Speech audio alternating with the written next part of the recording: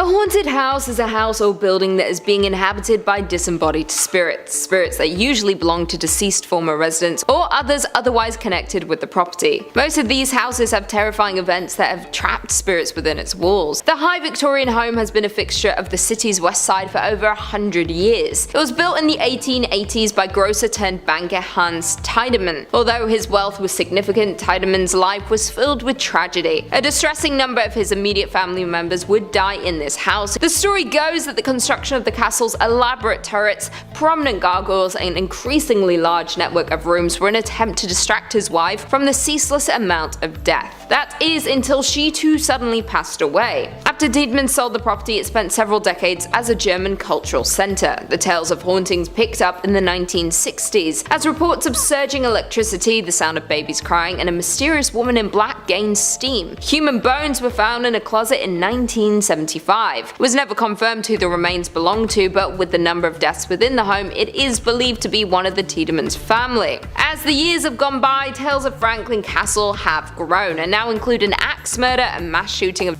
in the basement, and the alleged hanging death of Tiedemann's illegitimate daughter. Many stories focus on heinous acts that supposedly took place in tunnels below the house. After a fire, the home laid abandoned for several years before the current owners purchased the place in 2011. In at number 4, we have the Sallie House in Kansas. If you're into ghost hunting shows, you probably already know this famous haunted house. The unassuming home in Kansas is rumored to be the dark lair for a demon who takes on the form of a little girl because of a family's bizarre experiences there. Built in the mid-1800s in the growing community of Atchison, 2nd Street has seen its fair share of owners through the years, including the family of a 6-year-old girl named Sally, who died in the home during a botched appendicitis surgery. It wasn't until the mid-1990s when Sally's story first gained both local and national attention, when then owners Tony and Deborah Pickman lived in the home and began noticing strange occurrences, including attacks on Tony, unexplained voices, and apparent burnt finger marks upon mysteriously burning candles. Sally isn't some harmless ghost. Theories around her malevolent presence in the house, as well as some evidence of satanic rituals in the basement, suggest that Sally is in fact a demon disguised as a young girl. It is believed that the family was desperate in their grief and decided to perform the ritual in an attempt to bring back their daughter. Instead, they invited a demon into the home and offered them her body as a vessel. Since then, the demon has terrorized the home. Paranormal investigators have confirmed the house is haunted, but none have so far been able to cast out the demon. The Sallie House is open to the public if this sounds like the holiday location for you. In at number 3, we have Bell Witch Farm in Tennessee. In the early 1800s, John Bell bought a tract of farmland along Tennessee's Red River. Bell and his family thrived on the farm until they started to see strange-looking animals around the property, most notably a dog with a rabbit's head. From that point on, the family was beset upon by unseen forces, largely targeted at Bell and his daughter Betsy. They experienced physical attacks, heard unexplained noises, and even spoke with the entity. What was the Bell Witch? Like most supernatural stories, certain details vary from version to version, but the prevailing account is that the Bell Witch claimed to be the spirit of Kate Batts, a mean old neighbor of John Bell who believed she was cheated by him in a land purchase. On her deathbed, she swore that she would haunt John Bell and his descendants. The human interactions with the spirits date all the way back to 1817. Former President Andrew Jackson was quoted as saying, "I had rather face the entire British army than to spend another night with the Bell Witch," after he and some of his troops spent a night at the Bell's farm. Over time, so many people traveled great distances to visit the Bell's home that it had to eventually be torn down for safety purposes in the latter part of the 1800s. The historic Bell Witch Cave has preserved some of the artifacts from the original cabin, such as a chimney stone and an iron kettle. You can see these articles along with some other artifacts, news articles and photos from the time John Bell and his family resided on the farm when touring the reconstructed Bell cabin. If you're interested in paranormal activity, or if you're a history buff, then the Bell Witch Cave and farm will definitely not disappoint. In at number 2, we have Villisca Axe Murder House in Villisca. The small Iowa town of Villisca doesn't have much to offer tourists except for a night of terror at the Villisca Axe Murder House. Back in 1912, the whitewood framed house was the site of a horrifying crime that left an entire family dead by axe. Shortly after midnight on June 10, 1912, a stranger hefting an axe lifted the latch on the back door of a 2-story timber house in the little Iowa town of Villisca. The door was not locked. Crime was not something you worried about in a modestly prosperous Midwest settlement of no more than 2,000 people. people. The visitor was able to slip inside silently and close the door behind him. Still carrying the axe, the stranger walked past one room in which two girls lay sleeping and slipped up the narrow wooden stairs that led to two other bedrooms. He ignored one in which four more children were sleeping. He crept into the room in which 43-year-old Joe Moore lay next to his wife Sarah, raising the axe high above his head so high it gouged the ceiling. The man brought the flat of the blade down onto Joe.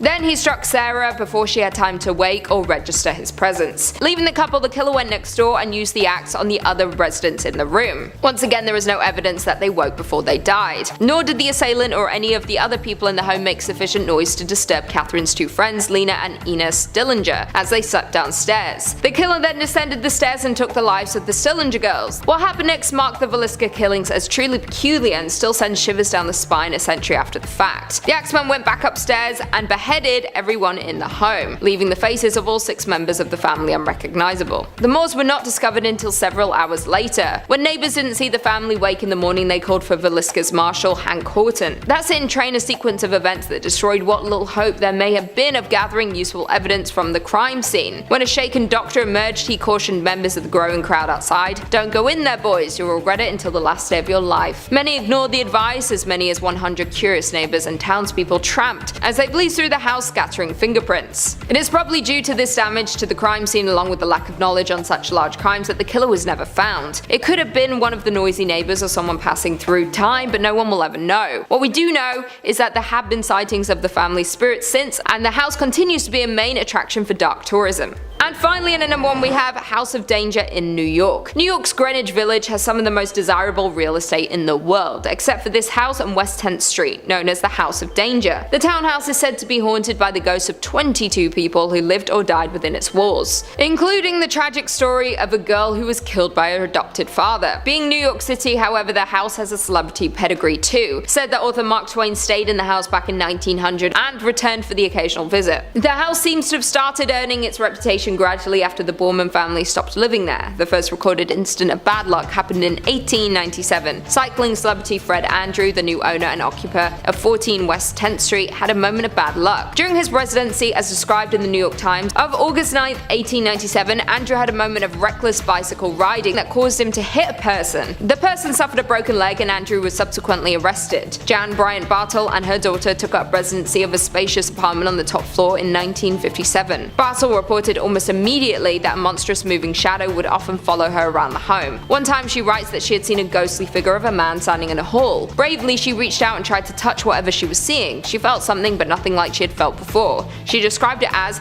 a substance without substance, chilly and damp. Bartle was a true believer and took the proactive step of employing a paranormal expert to investigate what could be causing these terrifying realities for the scared residents. The investigator confirmed what the couple had believed from the start. The investigator said that they were upward of 22 spirits at the House of Danger. Besides Mark Twain, he mentioned additionally a woman in a white dress, a young girl, and a grey cat. On November 2nd, 1987, New York City witnessed a genuine tragedy at the House of Danger. The passing of Lisa Nussbaum was so horrific it caught everyone's attention. Around 6:40 a.m., 911 operators got a pressing phone call from children's author and editor Hedda Nussbaum. She said that her daughter Lisa wasn't breathing, so an ambulance was sent to Greenwich residents right away. When the paramedics arrived, they were greeted by a very disturbing scene. They found Lisa unresponsive on the kitchen floor and her brother Mitchell tied up in the home. Paramedics were regrettably unable to revive Lisa on their way to the hospital. Later, her autopsy revealed the cause of death was repeated blunt force trauma. Hedda and Joel were both arrested and subsequently charged with first-degree murder. Currently in private ownership, the building is resided in today and continues to add stories of hauntings to the legends of paranormal activity in the House of Death. The stairwell continues to be the nexus of the ghostly activity in the building. The dark and wide antique stairs are where many of the ghosts still make their appearances. Coming at number 5, we've got La Laurie Mansion. Few houses have the history and horror stories to match this New Orleans landmark. Over the years, many tales of terror have been attached to it, all with colorful characters and public intrigue at the center. If you do end up visiting New Orleans, make sure you're on the lookout when you're close to the La Laurie Mansion. Some folks claim that just being outside of the building can cause folks to feel intense negative energy. Let's delve into the details a little, why don't we? Anyone who's interested in New Orleans ghost stories undoubtedly knows about this mansion. Some forego the proper title and simply call it the Ghost House, which is a pretty apt descriptor. Since the 19th century, paranormal happenings have been reported stemming from the home. A lot of these rumors can be traced back to Delphine LaLaurie, a woman who married married thrice and lost her husband each time. In addition to her questionable track record with marriage, Delphine LaLaurie also had slaves living on the property. Though common at the time, people looked at her a little differently for this, especially as it was said that she did not treat these people very well at all. In fact, a lot of the ghosts folks claim to see there are often traced back to the slaves that she kept. Some say that a young girl leapt from an upstairs window of the mansion, unwilling to continue living under the strict and cruel rule of Madame LaLaurie. Others say that the slaves there would disappear from time to time, only to be replaced a little bit down the road. The scariest story though comes from the time that the mansion almost burned down. After a fire swept through the house, it was revealed that a group of slaves had been kept locked away in a hidden room, chained to the walls, totally emaciated. To make matters worse, rumors started to spread that LaLaurie had performed horrifying experiments on them. From then on, Madame LaLaurie was seen as a villain,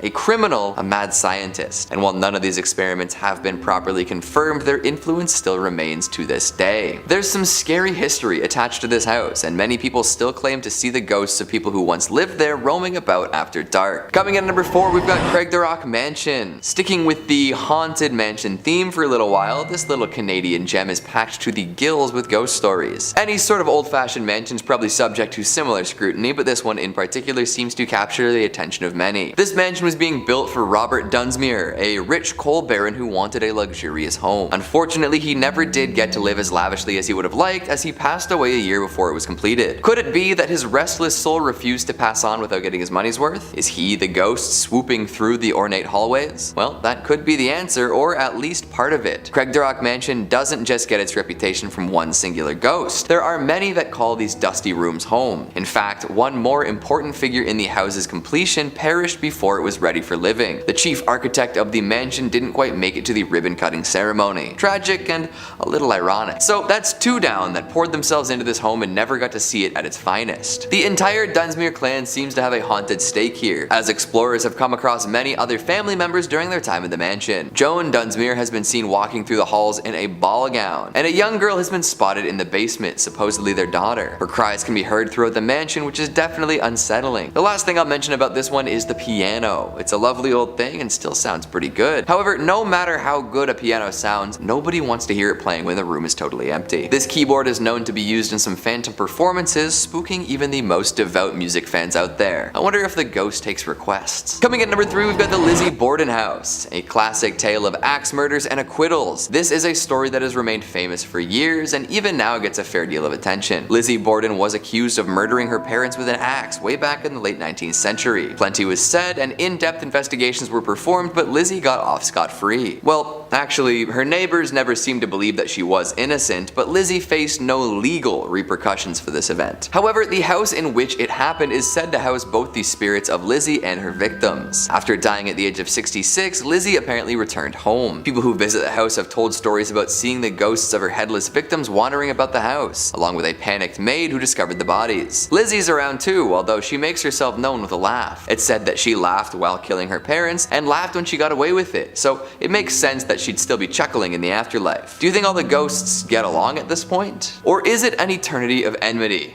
I suppose you'll have to visit to find out. Coming in number 2, we've got the Sally House. To preface this, I want to let you know that the Sally House is bookable. You can pay something like $150 to spend a night in one of the most haunted houses in America. Pretty good deal, right? Sure, you can't cook, and the basement's off limits, and nobody's allowed to sleep in the beds, but come on! Where else can you get an opportunity like this? The Sally House got its haunted start thanks to a botched appendectomy. At the time, a doctor lived there and ran his practice out of the house. One day, a woman came in with a very ill child. The doctor deduced that the kid needed their appendix removed before it burst. However, it was already set to blow and there was no time to waste. So they attempted to sedate the girl but couldn't wait any longer for the effects to kick in. They began the surgery before the kid was properly sedated and she could feel everything. Her screams echoed throughout the house but nothing could be done. In the end, the surgery was a failure and the doctor was crestfallen. His patient, unable to really understand what was going on, had passed away under the knife, believing the doctor to be torturing her. Since then, her angry spirit has haunted the home home, tossing objects around, whispering and scratching in the night, and shoving male guests whenever they arrive. And finally, at number 1, we've got the White House. There are so many reasons to avoid the White House wholesale. By taking up residence there, you're just asking for trouble. But beyond the 24-hour news cycle and the ever-present online scrutiny, there are plenty more classical paranormal reasons to leave the White House well alone. Throughout American history, different presidents who have lived in the White House have reported strange happenings. Sometimes there might be a knock at one's bedroom door with no one on the other side. Others claim to have seen previous politicians and aides floating down the halls at night. Abraham Lincoln was regularly visited by his late son, and after he was assassinated, he seemed to return to the White House in similar fashion. With all of the important figures that have visited this location over the years and all of the high-stakes events connected with the structure, there's no doubt that the White House is haunted in one way or another. So try to avoid accepting any dinner invites unless you want to be haunted or sniffed. Coming in at number 5, we have Castle Stuart. Magnificently situated on the Moray Firth near Inverness, the 5-star Castle Stuart is a sight to behold. A mere 7 miles from the heart of Inverness, Castle Stuart is an ideally located base from which to explore the scenic and historic Highlands of Scotland. Walk the battlements with the ghost of Charles I before he lost his kingdom and his head, or with Bonnie Prince Charlie the night before his tragic defeat at nearby Culloden Moor. The property was held by the Macintoshes but was given by Mary, Queen of Scots, to James Stuart, Earl of Moray. Moray was made regent for James VI but was later assassinated. During the time that Stuart lived in the castle for an unknown reason, local residents began to spread the rumour that the castle was haunted. To disprove the theory, James Stuart offered a reward to anyone willing to spend a night in the castle. A local minister accepted the challenge and stayed in a room at the top of the East Tower. Stuart was hopeful that once the minister told the people that the tower was not haunted, the word of the castle being haunted would not spread. The next morning, however, he was found dead in the courtyard with a look of terror on his face. It was never explained what had happened to him and no killer was ever found. At some point in the night, he had either jumped from the window of the tower or he had been pushed. This only cemented the fear that the castle was in fact cursed. From that day, the locals refused to enter the castle grounds. It lay dormant for around 300 years until it was refurbished and turned into the hotel that we know today. Guests who have stayed there since it reopened have experienced a number of hauntings. Staff have heard disembodied footsteps on the stairs at midnight, horrible screams, and the ghost of a headless man was seen prowling the corridors. Some people have seen a figure pass their window too fast for them to make sense of it, but caught a glimpse in their eye as if someone had fallen from the tower above. The reviews of the hotel prove that guests are convinced the hauntings are real, but they also claim to have enjoyed the stay. If you like being terrified by ancient spirits or tormented by lost souls, this might be the place for you. In at number 4, we have Chillingham Castle in Chillingham. Chillingham Castle is a 13th century stronghold famed for action and battles. With its fine rooms, gardens, lakes, fountains, and tea rooms, the castle has an extraordinary ownership bloodline which runs back to the 1200s. Chillingham occupied a strategic position during Northumberland's bloody border feuds. Chillingham Castle was often under attack and often basked in the patronage of royal visitors, a tradition that remains to this day. Edward VIII came to hunt there, and members of today's royal family continue the tradition with private visits to the castle this century. The medieval castle remains as it was, just with galleries that you can see today added in Tudor days. For the visit of King James VI of Scotland, the castle is a dark past at the hands of the once owner John Sage. Once injured, he could no longer fight for the king. He begged to be kept on in some capacity. He was given the job of torturer and stepped into his new role with relish. It was said that he had a deep hatred for the Scots and little mercy, with over 7,500 men, women and children suffering an agonizing end at his hands. Often legs and arms were broken before they were thrown 20 feet down into the oubliette. With no way to escape, they were to eventually starve and pass away in pain and in fear. It was also said that John Sage met with an equally gruesome death after he accidentally killed a tribesman's daughter that he had been in love with. The father exacted his revenge and John was executed at Chillingham, with parts of his body being taken as souvenirs, a fitting end to a life dedicated to such cruelty. One of the most famous ghosts is the ghost of the Blue Boy, often witnessed by flashes of blue light or halo. These sightings settled down when 2 skeletons, one of a man and the other a young boy, were uncovered during renovation work. They even found documents with the remains dating back to the Armada. Who they were and why they were hidden remains a mystery. Some of the smaller hauntings guests reported including footsteps being heard walking around the rooms and the taps turning on by themselves. Another common sighting includes those of the lady in white, who, after suffering from being poisoned, begged guests for water in the pantry. These are just a couple of the ghosts and hauntings around the castle. If you're brave enough to investigate, you might find a few more. In at number 3, the Swan Hotel in Suffolk. This luxury 4-star hotel is set in the middle of the historic Tudor town of Lavenham. In the heart of Suffolk, its oak-beamed interior makes for a cozy feel, giving guests a sense of stepping back in time. It's said that a housekeeper who once lived there back when the hotel was a thriving coaching inn back in the 19th century fell pregnant out of wedlock. The baby's father was happy to marry the lady under the circumstances and promised to look after them both. However, on the wedding day the gentleman had second thoughts and left the pregnant lady standing at the altar. Savage. It is said that after that she became inconsolable and very depressed. What is now room 15 in the Swan Hotel was once the housekeeping quarters, and it is said that the poor woman was found hanging in this room by one of the inn's workers. Her ghost remains behind to chill the spines of those that dared to cross her path. A security guard was working alone late one night at the Swan Hotel, and as he was doing his final checks around the hotel, he came into contact with her, which scared him out of his wits and sent him running in the other direction. Several guests have reported having seen her standing in room 15 in the middle of the night. Once a nun was staying in that very room when she awoke, startled to feel the ghost tickling her feet. I guess you either get lucky and she likes you, or she chooses to scare you half to death. In at number 2 we have the Langham in London. One of the more upmarket entries on this list is the Langham in London. I know it's upmarket because Cher stayed there. How do I know? Because I stalk her live. Since opening in 1865, this 5-star hotel has played host to a number of infamous historical figures, both living and dead. With nearly 500 rooms and suites, it is really not surprising that a number of ghosts have been seen regularly at the hotel.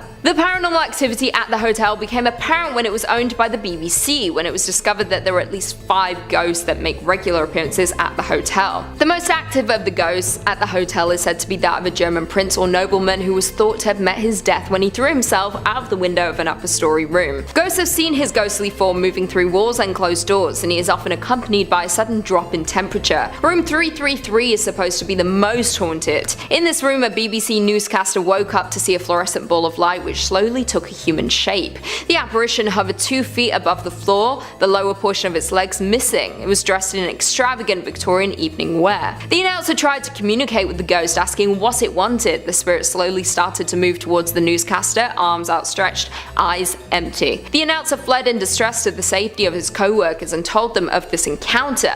A colleague accompanied him back to his room. The ghost was still there when they entered, but appeared less visible and less threatening before slowly fading away. Other BBC staff reported seeing the apparition in the same room, though only in October. There have been reports from other famous guests that taps will turn on in the night and turn off when investigated. Many people often struggle to sleep here and have to move rooms or even hotels. And finally, in at number 1 we have Malmaison in Oxford. This hotel is the most unique on this list. It was once a large prison located in Oxford. They have converted each cell into a hotel room. They have 95 rooms from you to choose from, starting with standard double house of correction to signature suite that is a 2-story of cells converted to a loft-style room. Oxford Castle functioned as Her Majesty's Prison Oxford from 1888 to 1996. One of the more notable prisoners to be held in Oxford Castle was Mary Blandy, an 18th century murderer who poisoned her father with arsenic. She believed the arsenic was a love potion that would force him to approve of her fiancé, a Scottish nobleman who was already married. She was hanged on April 6, 1752. It's said that her spirit still roams the castle to this day. During the Victorian era, it wasn't uncommon for children to be imprisoned inside. The youngest inmate to be held inside Oxford Prison was Julie Ann Crumpling. She was just 7 years old when she was sentenced to 7 days of hard labour for allegedly stealing a pram. Perhaps the most terrifying report comes from one of the security guards who was on his nightly patrol. The security has long been very wary of the location and had experienced several things before such an unexplained sounds, bangs, and the usual phenomena. However, on one dark night when the guards was coming to an end of his patrol, when his dog stopped and shuffled quickly backwards, growling at something in front of him. It was then 2 large shadow figures appeared before him. As anyone would do, he ran as fast as he could. A few days later, his dog died suddenly. He believed he had been frightened to death. You can stay in rooms when prisoners were once tortured and even killed. Although the hotel has been fitted to be a rather comfortable boutique hotel, it does not erase the horrors that have occurred. Sometime in the 1970s, a group were carrying out a sentence in one of the cells when poltergeist activity suddenly erupted. Things got so bad that a priest had to be called to exorcise whatever they had awoken. Would you dare stay here? I wouldn't, although maybe, we'll see.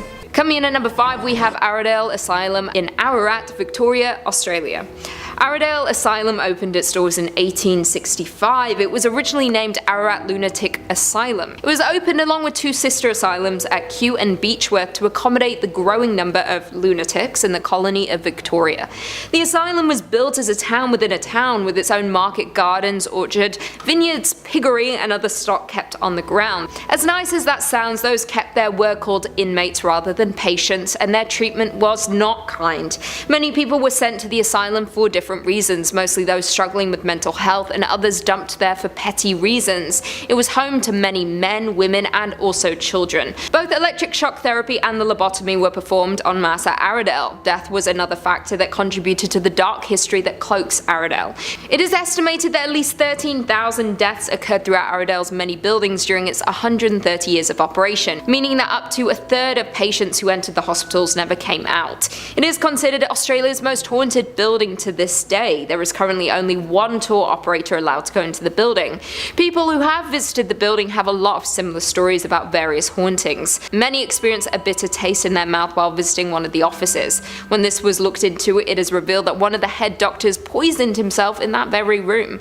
Others felt a weird tingling in one side or all over their body while in the electric shock therapy room.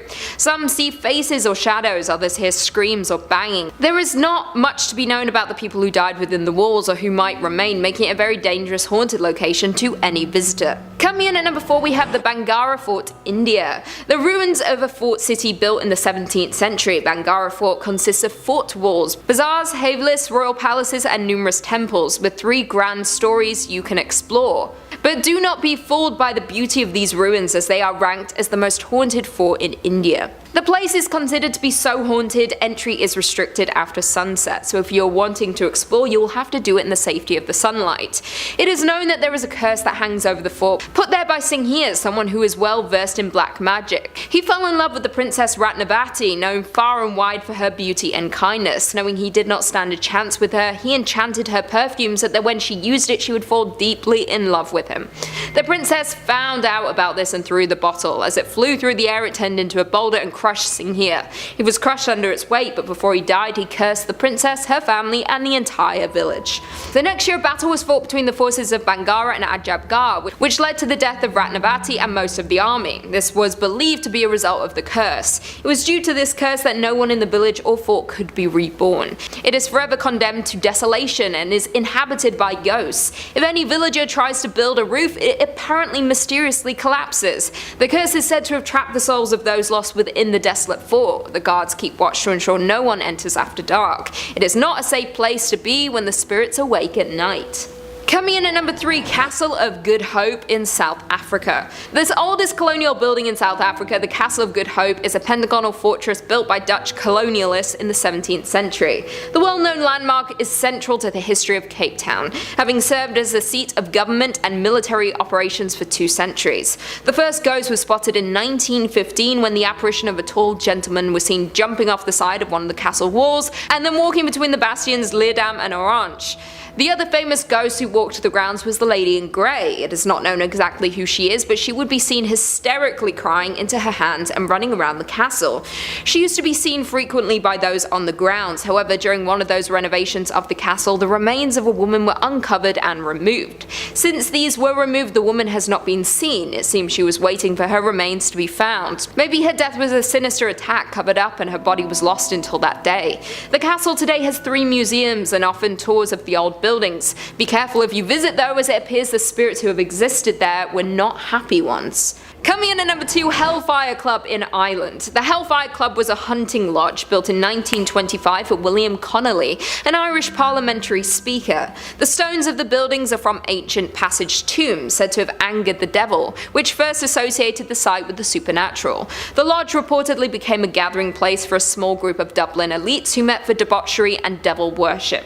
Its ruins sit atop the summit of Montpellier Hill in the foothills of the Dublin Mountains. Most who stumble upon the Hellfire Club today will assume it is nothing more than an old derelict building, but it has a long past full of horrific tales. Tales of animal sacrifice, black masses, cloven-hoofed men, and murder are linked to the structure. The most popular tales tells of a visit by a satanic creature, in the form of a man who was only discovered when one of the players dropped a card and on picking it up noticed the guest had cloven feet. On his discovery, the creature disappeared in a ball of flames. One well-known ghost at the club is that of a young lady. It is said that she crossed paths with the club during one of their dark meetings. She was then thrown into a barrel, set on fire, and rolled down the hill for fun. Her spirit stayed, possibly to warn others not to enter and meet the same fate. And finally, coming in at number 1, we have Poveglia Island in Italy. Poveglia is a small island located between Venice and Lido in the Venetian Lagoon, northern Italy. A small canal divides the island into 2 separate parts. The island first appeared in the historical record in 421. In the 14th century, Venetians infected by the bubonic plague were sent here to die, and when they died, they were burned on giant pyres. The site was also used as a mental asylum during the 1800s, where patients were experimented on and tortured. If you ask any of the locals, they will all agree that the island is cursed with unhealthy spirits. Voices and screams can often be heard, and visitors see dark figures. Many visitors say they begin to feel an oppressive, evil feeling as soon as they step on the island. Currently, the island is abandoned. No one steps foot on it for any reason. Even if you did want to visit, you would struggle to find anyone willing to take you. The locals know the island to be evil and refuse to get anywhere close to it. Fishermen even avoid fishing in the area surrounding the island out of fear of accidentally finding and disturbing human remains. It's probably for the best that you don't visit this haunted location unless you're really determined, but that never ends well in horror movies. Number 5 on this list is the Castle of Good Hope. This castle is located in South Africa and is on a lot of people's worldwide list of the most haunted spots. A main reason for this is simply how many ghosts reside at this place. It's one of the oldest buildings in Cape Town, and it was initially a fort built by the East India Trading Company. Today it houses the ghosts of Lady Anne Bernard, a soldier, and Governor Peter Gisbert van Noort. All of these ghosts have different origin stories and come from different times. Lady Anne Bernard was the first lady of this colony, and she died many years ago under some very mysterious circumstances. Her ghost is said to frequent this spot and will make herself known to visitors. The soldier in question apparently hung himself in the bell tower many years ago as well. This tower has been reported to ring itself with nobody near it at all, and many think that it's the ghost of this soldier that's responsible. And the last is the governor. And this was apparently a very cruel man who would send soldiers to the gallows for his own sick amusement. Apparently one soldier, before being killed,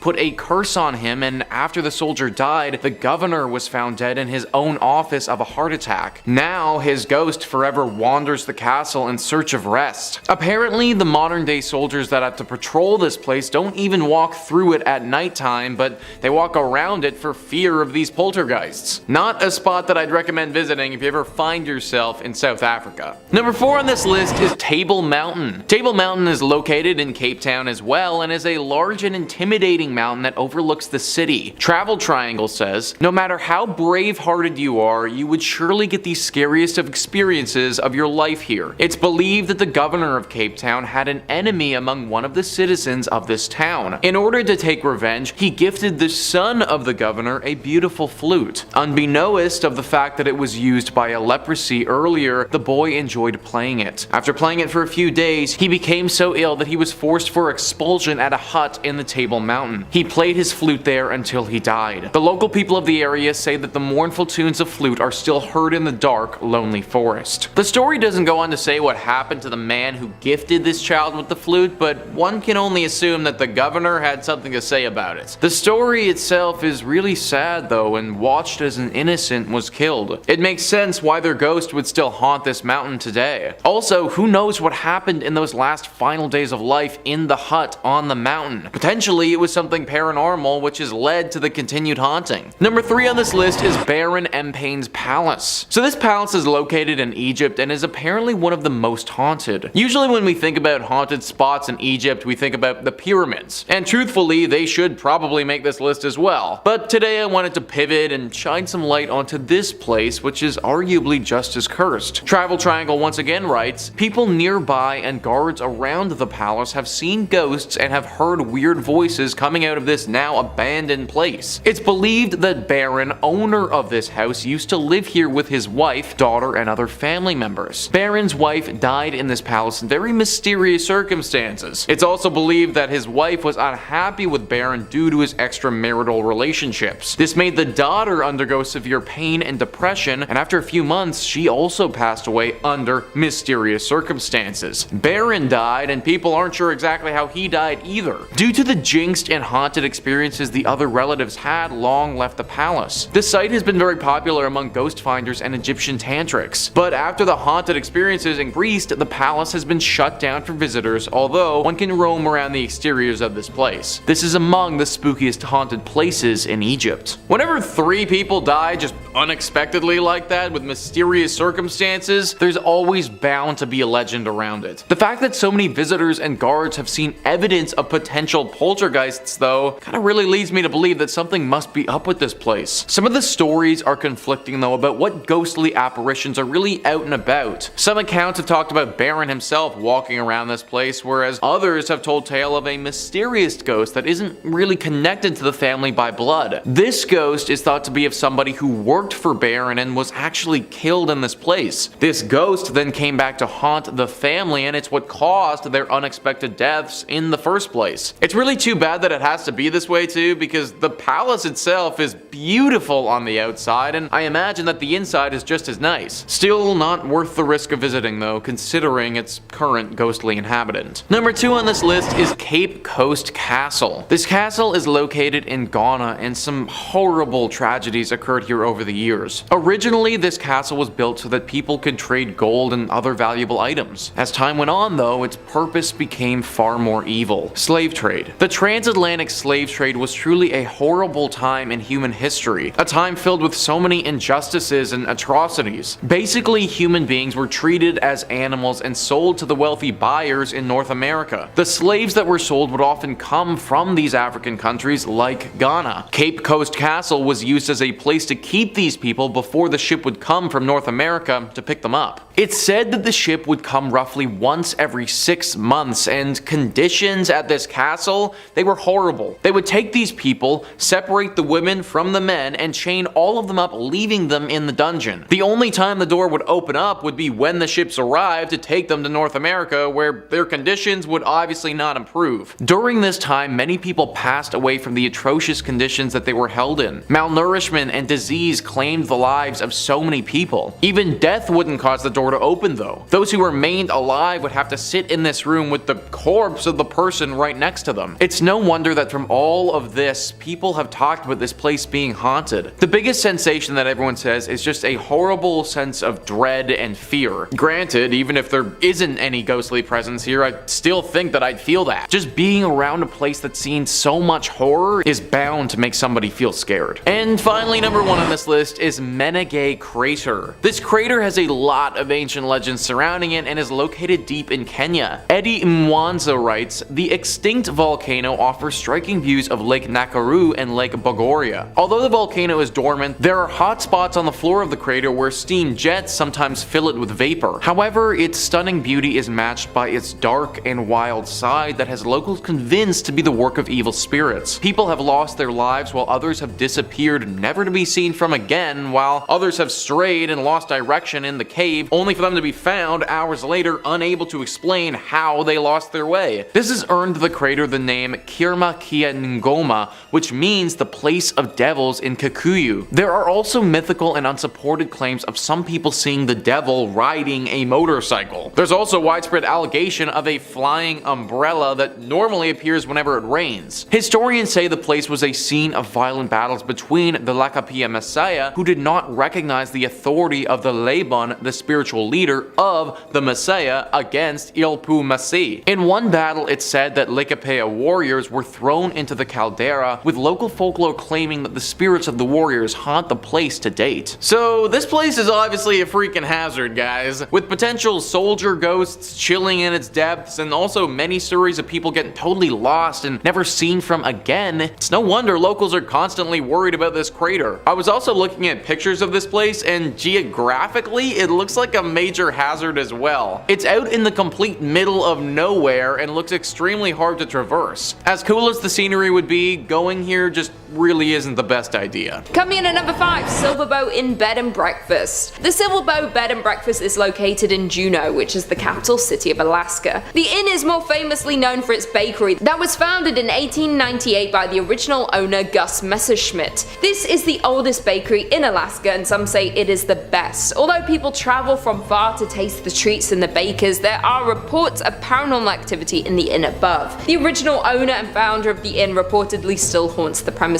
The story goes that the owner loved his bakery and inn. He spent his whole life dedicated to creating the finest bakery. From the day it was built, he spent all of his time here. He loved welcoming the customers and ensuring everyone enjoyed their stay. Inevitably, having spent all of his time at the inn, he was here when he passed away in 1938. He was so dedicated in life, it seems his soul was tethered to the place in death. Since he passed away, guests of the bakery and inn have reported a lot of paranormal activity. The most commonly reported sighting is of Gus opening his shop early in the morning. People have seen a figure matching his description walking around the halls as he once did to prepare for his day. This is not the only thing that guests have noticed. Some people have reported knocking on their bathroom door. When they go to investigate who it is, there is no one there, but they have a feeling of being watched. Many believe this is Gus checking up on the guests. He also wanted to ensure everyone staying there was happy, and people believe this is a sign that he's still checking in on the guests today. Coming in at number 4, the Hotel Captain Cook. The Hotel Captain Cook, located in Anchorage, is notorious for its paranormal spirit, which has been nicknamed the White Lady. People often take ghost tours of the hotel, hopeful of a chance to meet this famous spirit. Although the origins of the ghost are mostly unknown, from her behavior it appears she passed away in the women's bathroom, or at least in the area which may have been home to something else before the hotel was built. The locals explain how she is bound to this place and is unable to pass on. She could possibly be cursed, as she seems distressed about her situation. Since the hotel opened, there was a lot of paranormal behavior in the area. She would break the glass of the mirrors in the ladies' bathroom or swing open the doors to scare those inside. The hotel management had to step in when one guest used the bathroom stall located at the very end of the ladies' room. While in the stall, she felt something fall around her neck and start to get tighter and tighter. The woman panicked and ran from the stall. As soon as she left the cubicle, the sensation stopped. Since then, the bathroom has been bolted shut as to stop this from happening to anyone else. She does seem to be mostly contained to this stall, but there are still paranormal happenings. Lights turn on and off on their own. No one has been hurt since the spirit was locked away, but I would still stay far away from this hotel. Unless you're looking for an angry spirit, this is a hotel that should not be on your list of destinations to visit. Although, my parents were there and it's fine, you know. They're Gucci gang. Coming in at number 3, we have the Golden North Hotel. The Skagway Golden North Hotel may look like a classic hotel located on the main street, but it has seen tragedy and has the ghosts to prove it. People say this place is haunted by a lady who passed away many years ago. She is bound to room 23 on the 3rd floor, but her presence can be felt in the area around the building. The locals tell the story of how this woman became bound to room 23. It's unknown in what year the story takes place, but it was many years ago. The woman was visiting the hotel with a husband. They visited the area so her husband could go on a gold expedition. The expedition was over a number of days to possibly weeks, and the wife was to stay at the hotel and explore the local area. The day arrived and the husband left on his expedition, leaving his wife alone. Not long after the husband had left, the woman caught pneumonia. She became sicker and sicker. There was no one in the area able to help her. She had no way to get to a local doctor with no knowledge of the area. She sadly passed away in a little over a week due to her illness. When her husband returned, he was heartbroken to find his wife had passed. She had been laying in their room for weeks awaiting his return. The locals were shocked to hear what had happened, and horrified no one had heard her cries and helped her survive her ailment. Since then, she has been bound to the room. Other guests have heard sounds coming from the room which remains empty. The spirit can be heard coughing or choking. Some have said they saw her from the window of the hotel when walking around the area late at night. Some have even heard her cries for her husband. When anyone tries to investigate the room, they just find it empty and cold. The cold of the room takes over you as soon as you open the door. You can feel you are in the presence of a spirit and are overcome with sadness. Coming in at number 2, we have Independence Mine. The Independence Mine, now known as the Independence Mine State Historic Park, is the site of a former gold mining operation. It is located in Palmer, Alaska. The mining history in the area dates back to at least 1897. The mining town now sits abandoned. The operations were temporarily halted in 1950 with the plan to eventually resume operations. They were never able to resume the operations. This resulted in a well-preserved collection of mining equipment and buildings. Although weather has taken its toll, many of the buildings still stand today. As we know, with many mines, there are often accidents due to the dangerous nature of the work. Parts of the mine would often collapse. The mine is now a big tourist site as a look into the life and work of miners in 1897. The visitors have reported a lot of paranormal activity while touring the facility. Almost everyone who visits the mine sees some form of activity there. There are many apparitions that appear. They walk around the mine as if they were doing their usual day's work. Some have even seen cigar smoke coming from certain locations. You can smell and see the smoke, but there are no cigars in the area that could be making the smoke. Tour guides have noted that they often have the feeling of being followed. They can feel themselves being watched each time they tour the facility. Some have even found footprints that don't belong to them or anyone in their group. Although there is a lot of paranormal activity in the area, tourists still come to see the remains of the mining town. The ghosts seem to be well intended. They may merely be echoes through time of the souls who passed here. As far as we know, there have not been any visitors who have been hurt during their visit. I would still be wary of visiting here though. Finally, in at number 1, we have At the White House. At the White House was built in 1902 and is now on the National Historic Register due to how long it has been standing in the community. It has had many issues since it was built. It was originally built as a hospital, then it was used as a daycare center, and today is used as a hotel. Any building that was used as a historic hospital has seen a lot of tragic passings. When the building was used as a daycare center, there was a tragic fire. The building caught fire in the 1980s. It was fully restored following this. During the fire, the young woman who owned and ran the daycare was trapped inside. After ensuring all of the children were safe, she became trapped and unfortunately perished. Since the fire, her apparition has appeared around the home. Most guests believe her to be a kind spirit, but she does bring on the feeling of dread and terror when she is in your presence. Guests at the hotel have claimed to be startled awake by the young woman standing at the foot of the bed.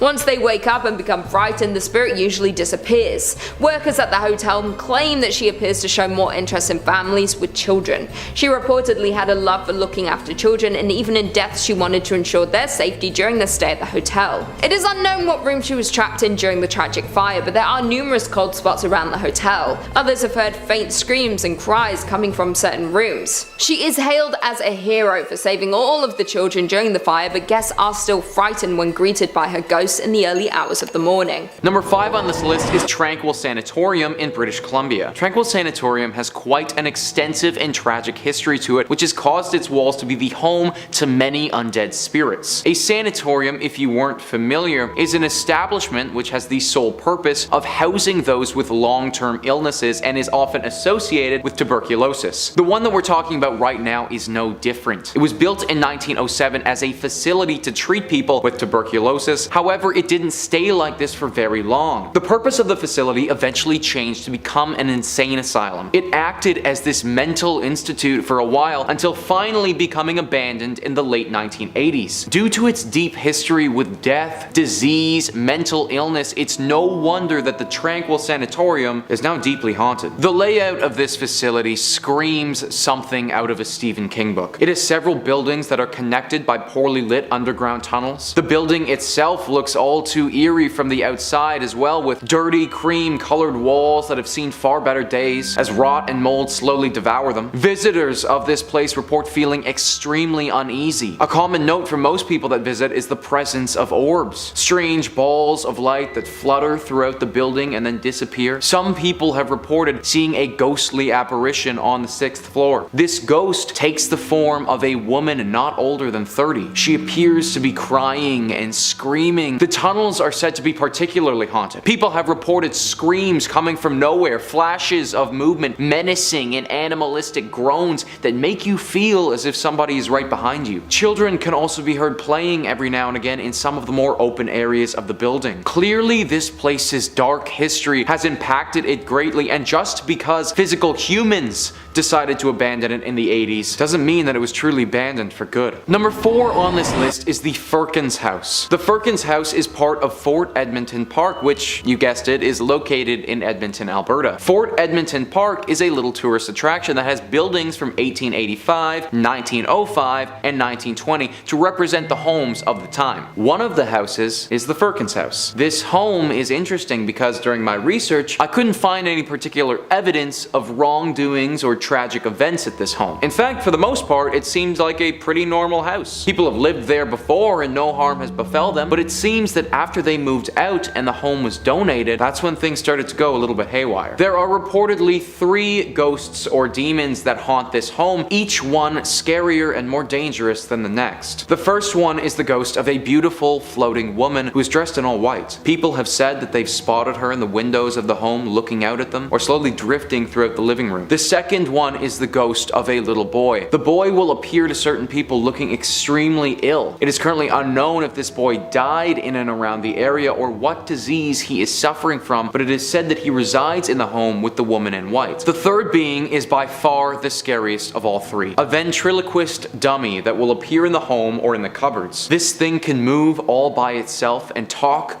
by itself. It is very similar to the popular horror franchise Chucky, and it's said by some to be seeking to harm the living. I'm not sure if the ghost of the ventriloquist has taken over this dummy or if the dummy has taken on its own persona, but I definitely do not want to go anywhere where the primary residence is a demon puppet. Number 3 on this list is the 5 Fishermen Restaurant. This is a restaurant in Halifax, Nova Scotia, known for its exceptional oysters and also its ghostly inhabitants. The ground that this restaurant sits on wasn't always utilized for serving up fish and chips though. In fact, it has a very long history. In the early 1800s is when the building went up, and for a long time it acted as the town's only school. Nothing ghoulish or demonic about that. However, at around the turn of the century, the school moved and the building took on a new purpose. It became the mortuary for Halifax and made its dealings with the dead. Now, not every mortuary is going to become haunted, but this one had quite a lot to deal with over the years. In 1912, the unsinkable ship, the Titanic, sunk. It sunk roughly 640 kilometers off of the eastern shores of Canada, and therefore the closest places to assist with the rescue was these eastern provinces. Halifax acted as the leader in these rescue processes, and because of that, the mortuary had an onslaught of bodies of people whom had died on the ship. 5 years after that tragedy, Halifax incurred one of their own with the massive Halifax explosion. This was where a munitions ship exploded and it killed roughly 2,000 people just like that. This mortuary served as the primary designation for both of these incidents, and due to the unnatural deaths here, it makes sense that some spirits have clung on. Guests and employees alike have reported seeing ghosts all over this mortuary that turned restaurant. One of the dishwashers reported running out of the restaurant when he looked up from what he was doing and was staring directly at a ghost-like specter. The restaurant has attempted to have serious renovations done. However, I don't think that any amount of structural changes will get these spirits to rest for good. Number 2 on this list is the Frank Slide. Now, even though the Frank Slide sounds like it could be a fun, popular dance move that takes over TikTok for a few weeks, it is far more morbid than that. On April 29th in 1903, in the mining town of Frank, which at that time was part of the Northwest Territories but is now a section of Alberta, there was a horrible tragedy. 110 million tons of limestone and rock came tumbling down in one of Canada's biggest landslides ever. This fell onto part of the town of Frank. Frank was located right next to Turtle Mountain, which after extensive mining had grown unstable. On April 29th, it all came crashing down and claimed the lives of 70 to 90 people. It is still to this day Canada's most deadly landslide to ever occur in history, and was a horrible tragedy that can only remind us how fleeting life can be. I think the craziest part about this landslide as well is that it wasn't just miners who were killed. Their wives, their families, all of them died at the hands of the Frank slide. The remains of these bodies were never recovered either, as the damage from the slide was far too devastating. Where all of this happened is now a section of a town called Crow's Nest Pass, and over a century later, the ghosts of the dead still haunt the area. This place is somewhere where visitors have reported feeling very unsafe. They say that the overall feelings of uneasiness are almost too much to bear and that they have to leave. Cries, howls, screams, this can all be heard late at night as you're trying to sleep. Lanterns will be seen in the night walking around at the hands of unknown apparitions. It is basically a full ghost town of people who never deserved to die in the first place, all wanting to get a second just to feel their lives again as they were so unfairly ripped away from them. Definitely one of Canada's most horrific tragedies, and now home to one of its most haunted locations. Number 1 on this list is the Banff Springs Hotel. This hotel is located in Banff, Alberta, and is truly one of the creepiest places that I've ever read about. Now, first off, I want to note the hotel itself looks gorgeous on the outside. The beautiful nature it is surrounded by is stunning, and the hotel gives me some serious Harry Potter Hogwarts vibes. However, when I say that this place is surrounded by nature, I really mean it. It is totally out on its own, with no other buildings in sight at all. The secluded site has been around for 132 years and has housed its fair share of visitors. Some of these visitors have had some incredible stays. I mean, when you look it up online, the hotel has a 4.7 Google rating, so I mean, it's pretty freaking good. Some of the guests, though, they never checked out. In the 1920s, a couple was set to have their wedding at this hotel. On the day of the ceremony, though, the bride, while she was walking down one of the hotel's beautiful marble staircases, tripped and fell, smacking her head on her descent and dying on the spot. This bride's spirit is one of the most notable sightings people have had when they're staying at this hotel. It's said that they often see a phantom in a wedding dress ascending and descending the stairs very quickly. She's also been seen in the ballroom dancing alone, potentially dreaming of the dance that she wanted so desperately to have with the husband that she never got to marry. In 1975, a longtime bellman of the hotel, Sam, died there. Since then, sightings of Sam have been pretty consistent. One story details how 2 women lost their room key and called the front desk to go and get it. The front desk person sent someone to go and open their room for these ladies. When that person had got there, though, the ladies were already in the room and said that another bellman had let them in. They described Sam to a T when they spoke about the bellman who helped them out. Instances like this have occurred time and time again at the hotel, with many people believing his spirit is still working there. Finally, with this hotel, you have room 873. Room 873 is rumored to be the home of a gruesome murder. One evening, a family was staying there, and the father, for some unknown reason, lost his mind, murdering his family and himself. After completely refurbishing the room, the hotel put it back in service, but now people who have stayed there report hearing the screams and the cries as if they were still dying. If you have to stay at this hotel, definitely avoid room 873. In at number 5, we have Berlin Citadel.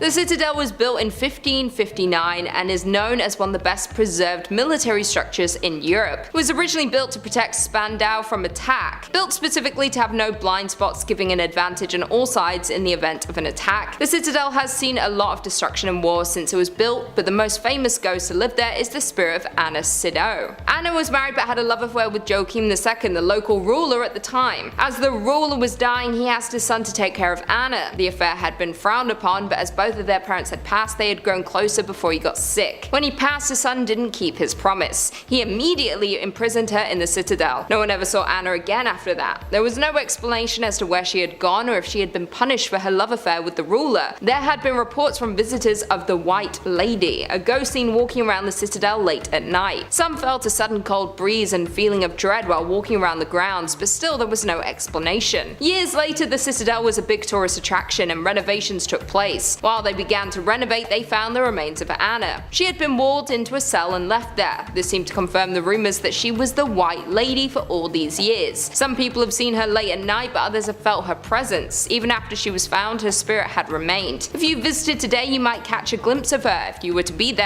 after nightfall. Coming in at number 4, we have Swiftcov Castle. The origin of Swiftcov goes back to the prehistoric times. A fort was built there in the 1st century AD. It sits on the edge of a lake covered in all sides by water, making it the perfect place if you're worried about intruders. The castle was built in the early 13th century by King Otakar. It is not known when it was built, but the first written mention of the castle was in 1234 when it was owned by the King of Bohemia. It had many owners throughout the years, being seized in wars and passed to new rulers. It is now owned by the National Heritage Institute and is open to guests. It is regarded by locals as the creepiest place in Germany. Many refuse to visit or leave before it gets dark, as not to disturb the spirits they believe to live there. They believe that the castle is home to a dark supernatural entity. They believe it had been since prehistoric times and has never left the land. There are often voices heard from around the castle. Technical faults happen, often with no explanation. It's also been said many animals refuse to go into the building and act strange on the land outside the castle. There have been many times where the staff had lit candles to light up the halls when night falls. There have been times when every candle had been blown out at once, sending chills down the spines of anyone in the area. The most haunted part of the castle is the main tower. There are reports that if you sleep in the tower, you will pass away within the year. There are at least 2 confirmed cases of this happening throughout the castle's history. Coming in at number 3, Osnabrück. Osnabrück was once the site in a major pagan temple and burial area. The pagans decided that they would attempt to convert the German people to the Christian faith. This led to a massacre taking place at the temple. The local forces took the lives of those there, including the priests. They then desecrated the graves and broke their altar stones. The pagans built their temples and buried the dead on sacred land. It is believed that this act disturbed the deep magic infused in the land. Now, every year during the winter solstice and summer equinox, something strange happens on the land. Strange orbs of light have been seen moving around the area. Screams are heard from miles away. Stains appear on the stones that still lay there today. Although the town have now been built away from the graveyard, you can still visit today. Many locals avoid the land as the spirits there seem angry about what happened to their descendants. It is thought these spirits wield great power and could have revenge when and if they choose to. If you do choose to visit, you need to be warned to be respectful. Do your research before and careful when you arrive. Many have reported seeing terrifying things or feelings like being watched while there. No one visits during the solstice and equinox, as this is when the spirits are the most active.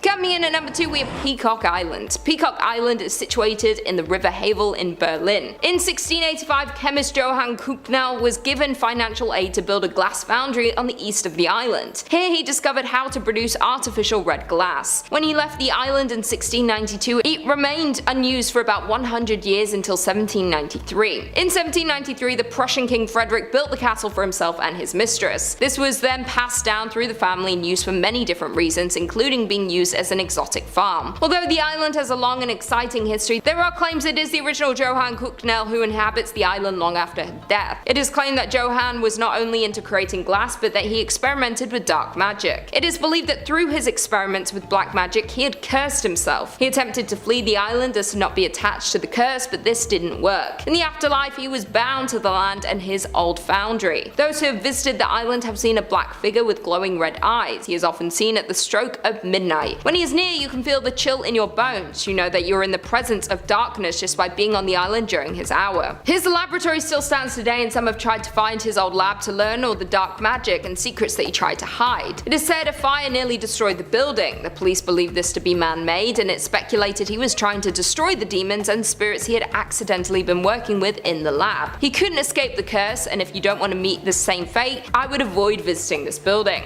And finally, in at number 1, we have the Waldneil Hostert School. The school was first built in 1913 and then closed in 1937 when it was then used by the National Socialism Party. They wanted to use the building as part of their euthanasia program. They wanted to make their bloodlines pure and strong, and they had the idea to use the building to house anyone who was not seen as genetically healthy. All those with hereditary illnesses or who were severely mentally and physically handicapped were classified as lives unworthy of life. They would invite the people they deemed to fall into this category to live in the facility before they would eliminate them. According to data collected, more than 260,000 people fell victim to their war against sick. This was just one of many of these facilities run around Germany. With all of the horrible acts committed here, it is no surprise that it is haunted with the lost souls. The people lost here were taken suddenly, and their spirits remain unable to pass on. Some people who have visited reporting hearing blood-curdling cries coming up the walls in every direction. Others have seen shadows darting from room to room as though they are watching those who walk there. Other ghosts have been seen looking through the windows or or sitting inside the rooms late at night. They don't seem to have bad intentions, but they seem to be distraught, which can be equally as dangerous if you were to stumble across them unknowingly. Some even claim to see children who have disappeared as soon as they were noticed. The stories from those who have visited are terrifying and chilling to hear. It is enough to warn anyone away from attempting to visit the old school. Kicking off the list at number 5, the Landmark Inn. Located in the upper peninsula of Michigan, right around Lake Superior, you'll find the Landmark Inn. Yeah, nice and cute and cozy. Come on in, take your coat off, stay a while. This fancy hotel was originally built in 1930 as a luxury accommodation for wealthy business owners from all around the United States. Sounds like a good time. Let's gather, let's talk shop around candles. These business owners would visit the Landmark to check on their business interests, all that good stuff. Though for its 100 years being open to guests, the hotel has had multiple reports of, you guessed it, ghosts and paranormal activity. It's so common at the Landmark Inn that the ghost hunters and paranormal investigators, they make trips out to the hotel quite often just to check in and be like, hey, how's it going? And they put on their gadgets and they just check in on them. They can rely on them. The hotel's 6th floor is home to one of the saddest stories the hotel has ever seen. This story takes place in the 1930s when the hotel was a new, lively social and cultural center in town. The story revolves around a ship worker who fell in love with a local librarian and conducted their love affair in the Lilac Room. Yeah, of all places, of course. Let's go meet the Lilac Room. Sounds beautiful. And that was where the man was staying. Perfect place to meet. The couple was said to have a planned wedding upon his return from the last voyage on the sometimes treacherous Lake Superior. Unfortunately, their love affair ended in tragedy when his ship met with a storm and sank to the bottom of a lake. He never returned to the shore, and the librarian mourned the man in said Lilac Room, eventually dying herself of a broken heart. The heartbreaking story comes with many reports of the Lilac Room now being haunted. Yeah, rightfully so. As a large number of guests has reported hearing cries and whispers from a female. The female is also seen by many guests and workers on the 6th floor near the Lilac Room, crying and mourning for her loved one. A less romantic story that is associated with the hotel goes back to when it was even finished being built. During construction, a man ended the life of his girlfriend due to anger and jealousy, and this took place right after she told him about her past boyfriends and their relationship history, just normal stuff that he flipped out on, just a monster. And since the hotel was still being built, to conceal the evidence, the man buried her in the unfinished basement. Just horrible stuff. You knew I was going there and you're like, please don't. To this day, decades later, visitors and employees report hearing cries from that basement, and some report hearing whispers from a female voice asking for them to find her body. I just got goosebumps. That's real goosebumps. No matter how much time goes by, these two women, heartbroken for different reasons, still haunt said hotel today. Number 4, Michigan Bell Telephone Building. The Bell Telephone Building can be found in downtown Grand Rapids. It's known from the legend that the building is haunted by 2 ghosts. It's always 2, eh? Always gotta have pairs.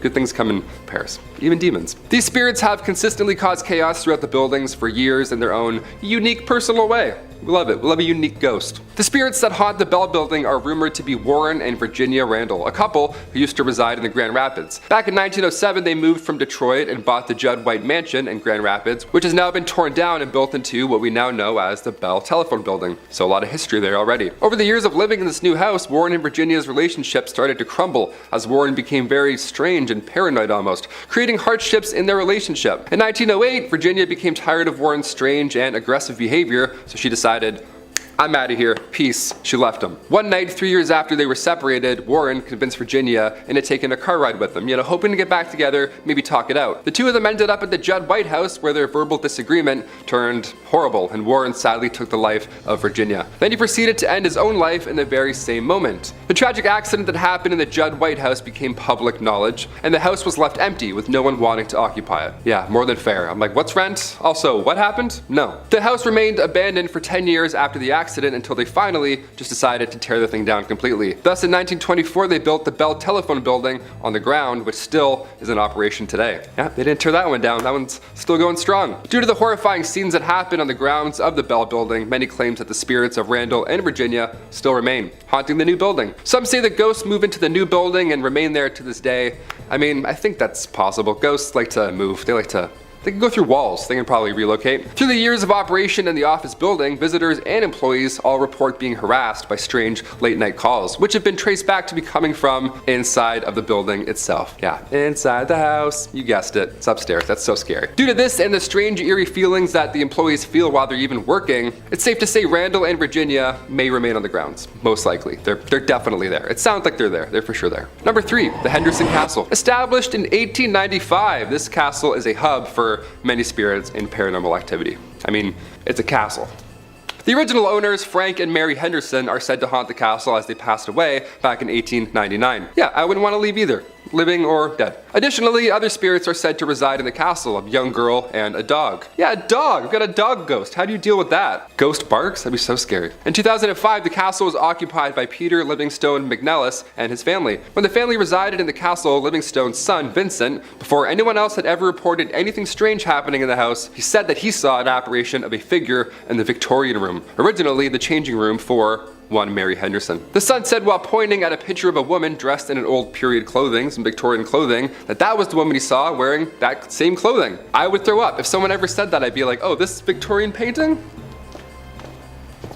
And one former innkeeper who stayed at the castle each night told Livingstone on numerous occasions that she also felt a presence coming up and down the staircase, a movement passing her on the stairs when she would walk by. Ugh, these are scary. Top 5 is like, or top 10 is scary fish. This is hard. This is some scary stuff. 9 a.m. I'm already getting spooked. While now the castle is being used for a bed and breakfast, guests have fallen victim to ghosts as well. Yeah, it's not over yet. The Henderson Castle is a very paranormal active ground that many ghost hunters have investigated, and they've confirmed, in fact, that it's haunted by spirits. I trust them. The people that can go into these castles and physically do this, I'm like, yep, I trust your opinion, whatever. He just comes out, he's like, haunted.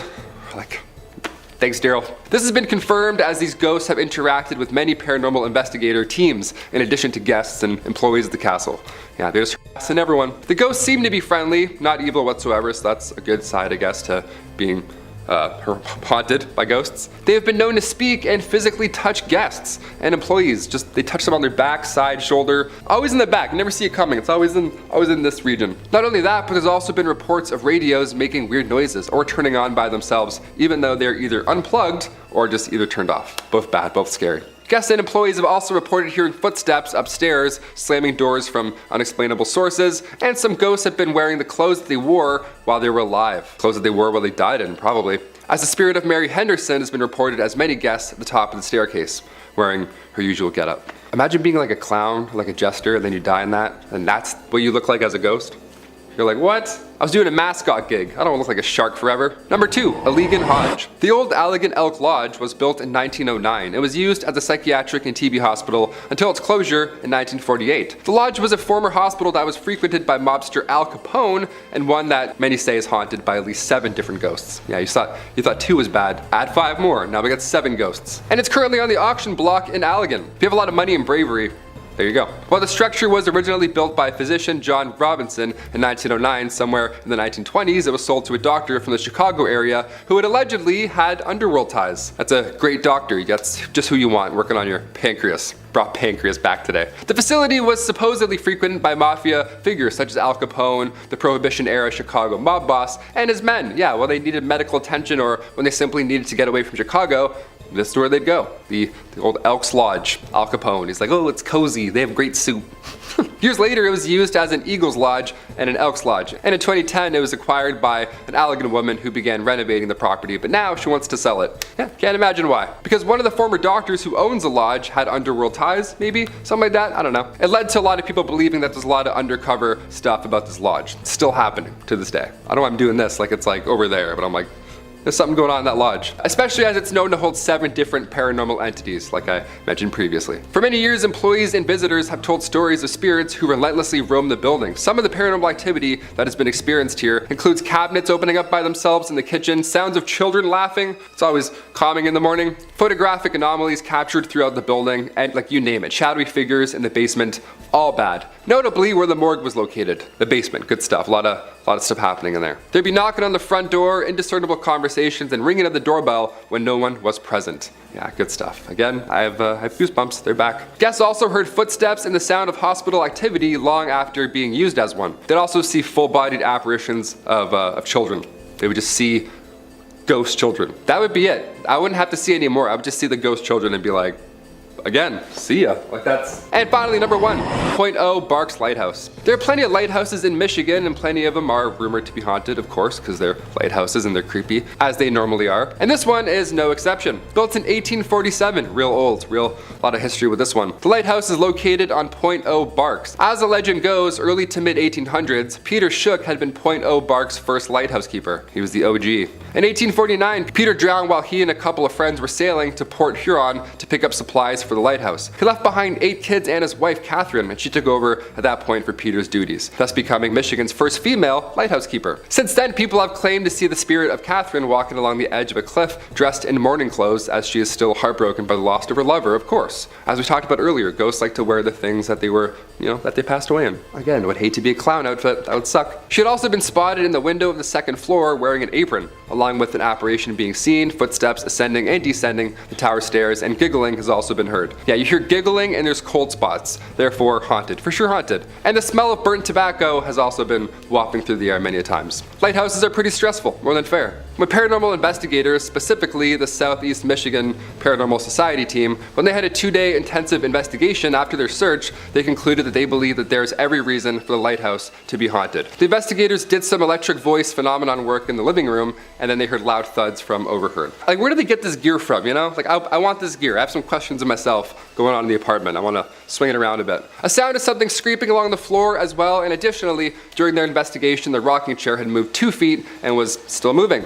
Just love to keep rocking around. We love that. We love haunted rocking chairs. We love unexplainable forces. While they were upstairs, they also reported hearing heavy footsteps from another unknown source. So many ghosts, there's rocking chairs, people moving around, working in the basement. It doesn't sound like the afterlife is a peaceful one, if I'm being honest. Sounds like there's a lot of to do after you die. I'm not really looking forward to it. I thought I could just kind of float around in your paintings, but now it sounds like I'm gonna have to go and wear this. Wear my morning clothes, who knows? Coming in at number 5, we have Stalin's country house. Stalin spent 4 months every summer at his country home between 1943 and 1953. Located near downtown Sochi, his time here put his town on the map forever. For anyone unfamiliar with Stalin, he was a dictator for the Soviet Union from the 1930s until his death in 1953. He was responsible for the genocide of around 20 million people. His house had been mostly kept the same, and tours are given about the history of his life. The house gives insight into his life and mindset. Part of the home is even a hotel where people can sleep in the same room as the man who created so much destruction. He demanded the house be made completely green so that it could blend in with the surroundings and he would be harder to find. He also refused to have any carpets in the home. He wanted to hear intruders' feet on the stone floor if someone was approaching him. He was clearly paranoid even when summering in his country home. He worked from his office during the night with a phone connected directly to Moscow and would sleep during the day.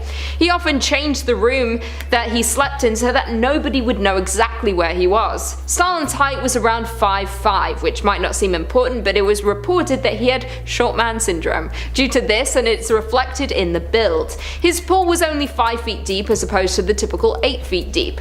The house is eerie and unpleasant for many reasons. Not only can you see into the dark mind of the dictator, but you might catch a glimpse of the man himself. People have seen him walking around the home in his white jacket and smoking his trademark pipe. Some have heard footsteps walking around at night. The noise echoes through the home. Those who have stayed there have said the air can feel terrifying at times, like you're being watched or like you're not welcome. Because you're not. Coming in at number 4, we have St. Michael's Castle. St. Michael's Castle was built in 1801 for royal residents in St. Petersburg. The castle interestingly looks different from each angle as the architects used various styles. It was built like a fortress as the royal family was in fear of assassination. This turned out to not be enough, and their fears were validated when Paul I was assassinated. He has moved into the castle 40 nights earlier. He was attacked in his bedroom by a group of dismissed officers. They tried to force him to sign his abdication from the throne. He resisted and the attackers continued. He was succeeded by his son, Emperor Alexander I. After Paul's passing, the family returned to the Winter Palace. The castle was gifted to the army in 1823. In the early 1990s, it became a museum. It is considered that Paul's spirit is now trapped, unable to leave the castle. It seems to be very restless and is often seen by visitors to the museum. He has mostly been seen walking down corridors carrying a candle. Others have claimed to hear distant screams from closed-off parts of the castle. It echoes in the wall like a whisper. People have reportedly tried to celebrate the spirit and speak with it to bring it peace, but after all these years, it still appears to be restless and angry about what happened all that time ago. Coming in at number 3, we have House on the Embankment. The House on the Embankment is a block-wide apartment building that was built in 1931. With the relocation of the capital from St. Petersburg to Moscow, there was an increase unlimited housing demand for civil servants. The apartments were luxury for their time, including telephones, central heating, and high ceilings. When the Great Purge happened in the late 1930s, the residents were detained in their homes. During this time, the building was referred to as the House of Preliminary Detention. As well as the residents, they would bring people they had detained elsewhere and force them into the apartments. Reports say that the apartments hold up to 5 sets of occupants at one time. During this time, over half of the original residents disappeared. It is believed they had been taken away, but no one ever knew they were simply never seen again. In present day, there are 505 apartments within the building, some used as offices, as well as theaters, restaurants, and retail stores. The Great Purge left a mark on the building that it may never shake. Many executions were performed on the premises during this time. It is believed that the building is full of ghosts, victims of that time that cannot move on. Residents have seen paranormal things from within their home that they cannot explain. Some have seen things in the corner of their eyes. It appears like someone is walking around their home, but when they turn to see, they have gone. One terrified resident even reported seeing a man at the end of their bed, staring at them as they slept. When they jumped up from fear, the man disappeared. From all the stories we hear, it seems like the old residents are still attempting to live in their homes, lost and confused about what happened to them. Coming in at number 2, we have Griboyedov Canal. The Griboyedov Canal is located in St. Petersburg. It was constructed in 1739 alongside the existing river Krivusha. It is rare that a canal would be haunted, but the haunting is more of a yearly thing that you should avoid at all costs. The story goes back to 1881 with the Russian Empire revolutionary Sofia Perovskaya. She was arrested here and there for the revolutionary talk, but it was her final plan that would become the end of her. When her friend was arrested days before she took over the responsibility of the planned attack on Alexander II. The night before the attack, she helped to assemble the bombs that they were going to use. The attack went off as planned and Alexander II passed away due to her actions. She was quickly captured and was to be trialed for her crimes. Her friend, who was arrested the day prior, wanted to save his own life and turned in the rest of the participants. They were tried and sentenced to hanging. She was the first woman in Russia sentenced for acts of opposing her country. It was reported that her acts inspired other activists around the world in the years following. The day she died was March 22nd. It is now said that each year on the night of March 22nd, the air is misty. If you were to be walking down the canal, you would see the ghost of a young girl walking up and down the canal. She looks completely blue with a red mark on her neck. The worst part of the tale is that those who meet her become cursed. She is a bad omen. It is even rumored that she has caused pedestrians their lives. There have been a large number of mysterious disappearances or people falling into the river late at night when no one is around. Luckily, she can only appear once a year, so as long as you stay clear on that night, you should be safe. And finally, coming in at number 1, we have Moscow Kremlin. The Kremlin is a world-famous fortified complex in the center of Moscow. It is the best known of the Kremlins. It includes 5 palaces, 4 cathedrals, along with the enclosing wall and towers. The complex is now the official residence of the President of the Russian Federation, as well as a museum for tourists. Before it was a museum for the public, it was used for the Soviet Union, and remnants of this still remain. The corridors are still lined with brown Soviet tiles, and the walls still have some of the secret communication wires. There have even been bones uncovered during archaeologists' dig in the underground storage rooms. They once buried their own on site. Some of the findings date back to medieval times. There are many mysteries hidden within the vast space of the Kremlin. There are still sections of the Kremlin today that go mostly unused, and many things may have not been uncovered to this date. There have been wars fought and secrets kept within the walls, and some of them have led to restless spirits trying to contact the living. There have been sightings of various ghosts, as well as other unexplained paranormal activity that takes place while guests visit. One of the most common sights is that of an old soldier. At first, he seems to blend in with the other security, but as you begin to notice his old uniform, he will often vanish. He has been seen by different guests on different occasions, but no one has been able to get closer to the spirit to see who they are or why they might be there. There have also been sightings of what is believed to be the royal children playing. They were all baptized on site during the 17th century. The monastery was unfortunately blown up in 1929 to make room for the new buildings. Around that site, you can sometimes hear children playing, and some have even claimed to see children dressed in older looking clothing. It is believed their spirits choose to rest here, as it was where they grew up and had a deep connection to the place. These are just a couple of instances of hauntings around the site. There is so much more to discover and see at the Kremlin. Number 5 on this list is Mary King's Close. Mary King's Close is known to most as being Scotland's most haunted street. It's a very dark and mysterious looking street. I'm not sure if we have any Harry Potter fans watching, but it reminds me of the dark part of Diagon Alley. Just really strong and creepy vibes.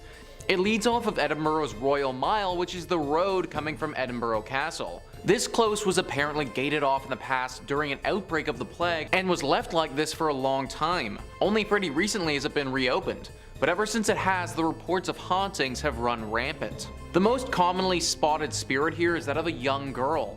Nobody knows her name or why she's there, but she'll often appear holding a little plush bunny rabbit and run through the close. She's said to be devilishly tricky as well and will often steal tiny things off of your person as you pass by without even realizing. Phones, wallets, rings, necklaces, tiny things of this nature are often reported being lost or stolen after walking through the close. Some people think that when this place got bricked up, she was actually forgotten about in here and then died. I'm not sure how someone could possibly have forgotten a little girl here as they were locking it up, but I suppose anything is possible. Either way, it is deeply haunted now, and if you do go, then make sure you leave all your valuables at home. Number 4 on this list is Stirling Castle. Stirling Castle is one of the most haunted castles in all of Scotland's history and is located on top of Castle Hill. Great Castles writes, "The most famous spirit to call Stirling Castle home is the ghost of the Green Lady. Stirling Castle still serves as the home to a garrison, and one evening she delayed dinner in the officers' mess when she materialized behind the chef who was preparing the meal for the soldiers. Feeling as though he was being watched, he turned around, only to see her green, translucent form standing behind him, at which time he fainted. She simply vanished on this occasion, but her appearances are usually a harbinger of bad things to come. On several occasions, her visits have occurred shortly before fires or other mishaps at the castle. The ghost of a pink lady sometimes can be seen leaving the castle and walking to the neighboring church of the Holy Rood Ladies' Rock. This was an elevated location where the ladies of the court would go to watch knights participate in jousting tournaments. Some believe the Pink Lady is the ghost of the sole survivor of Edward I's siege of the castle in 1304. Having escaped the siege, she keeps returning to the castle to find her slain husband, though her spirit is seen leaving the castle, not entering. This article then goes on to talk about a ghost of a man with a kilt who lives around the dungeons of this castle and occasionally shows himself to the visitors. But clearly the spirits of this castle are pretty fond of bright colors. The Green Lady, the Pink Lady, I'm kind of surprised that we didn't get a few more ghosts together and we can make a whole freaking rainbow. Even though they are bright and colorful, they are still very scary. In fact, there have been reports of people actually dying of sheer fright before, their corpses looking as if they were petrified to death. It's also believed that if you don't die of fright, then seeing these ghosts is a sign of horrible things to come. Either way, I would recommend avoiding this spot altogether. Scotland has a bunch of other non-haunted castles to visit if you need to get your castle fix in. Number 3 on this list is the Culloden Moor. The Culloden Moor acted as the site for one of Scotland's most infamous and bloody battles in all of history. Christy McIntyre writes, "Many of the ancient battlefields of Scotland are rumored to be plagued by the souls of those who died there. It's not surprising that Culloden, the site one of the most infamous battles in British history, is among them. Over in under an hour, nearly 1,500 Jacobite soldiers were killed, and it remains the last battle fought on British soil. But according to some locals, the battle still rages. Gunfire, swords, and crying are set to echo across the empty moor, particularly on the anniversary of the battle. As well as sounds of combat, the figure of a lone Jacobite soldier reportedly roams the battlefield, wandering in his clan tartan, muttering 'defeated' over and over again as he goes. He's not the only ghostly visitor to this site.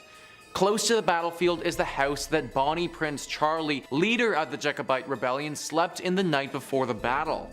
Although now a hotel, it's said that the prince still lingers there wearing full Highland dress, waiting for the battle that will restore him to the throne. Birds are said to never sing or even fly over this area since they can sense the horrible spirits that are still around here. Whenever birds or animals in general want to avoid a certain area, usually it makes me pretty skeptical as well.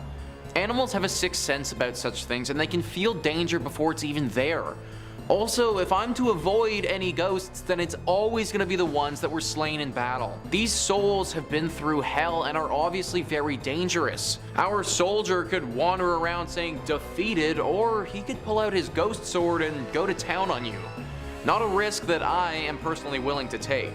Number 2 on this list is Overton Bridge. I'm sorry, but this bridge is clearly haunted. Is actually the title of an article written by Amanda Arnold on how freaking haunted this bridge actually is.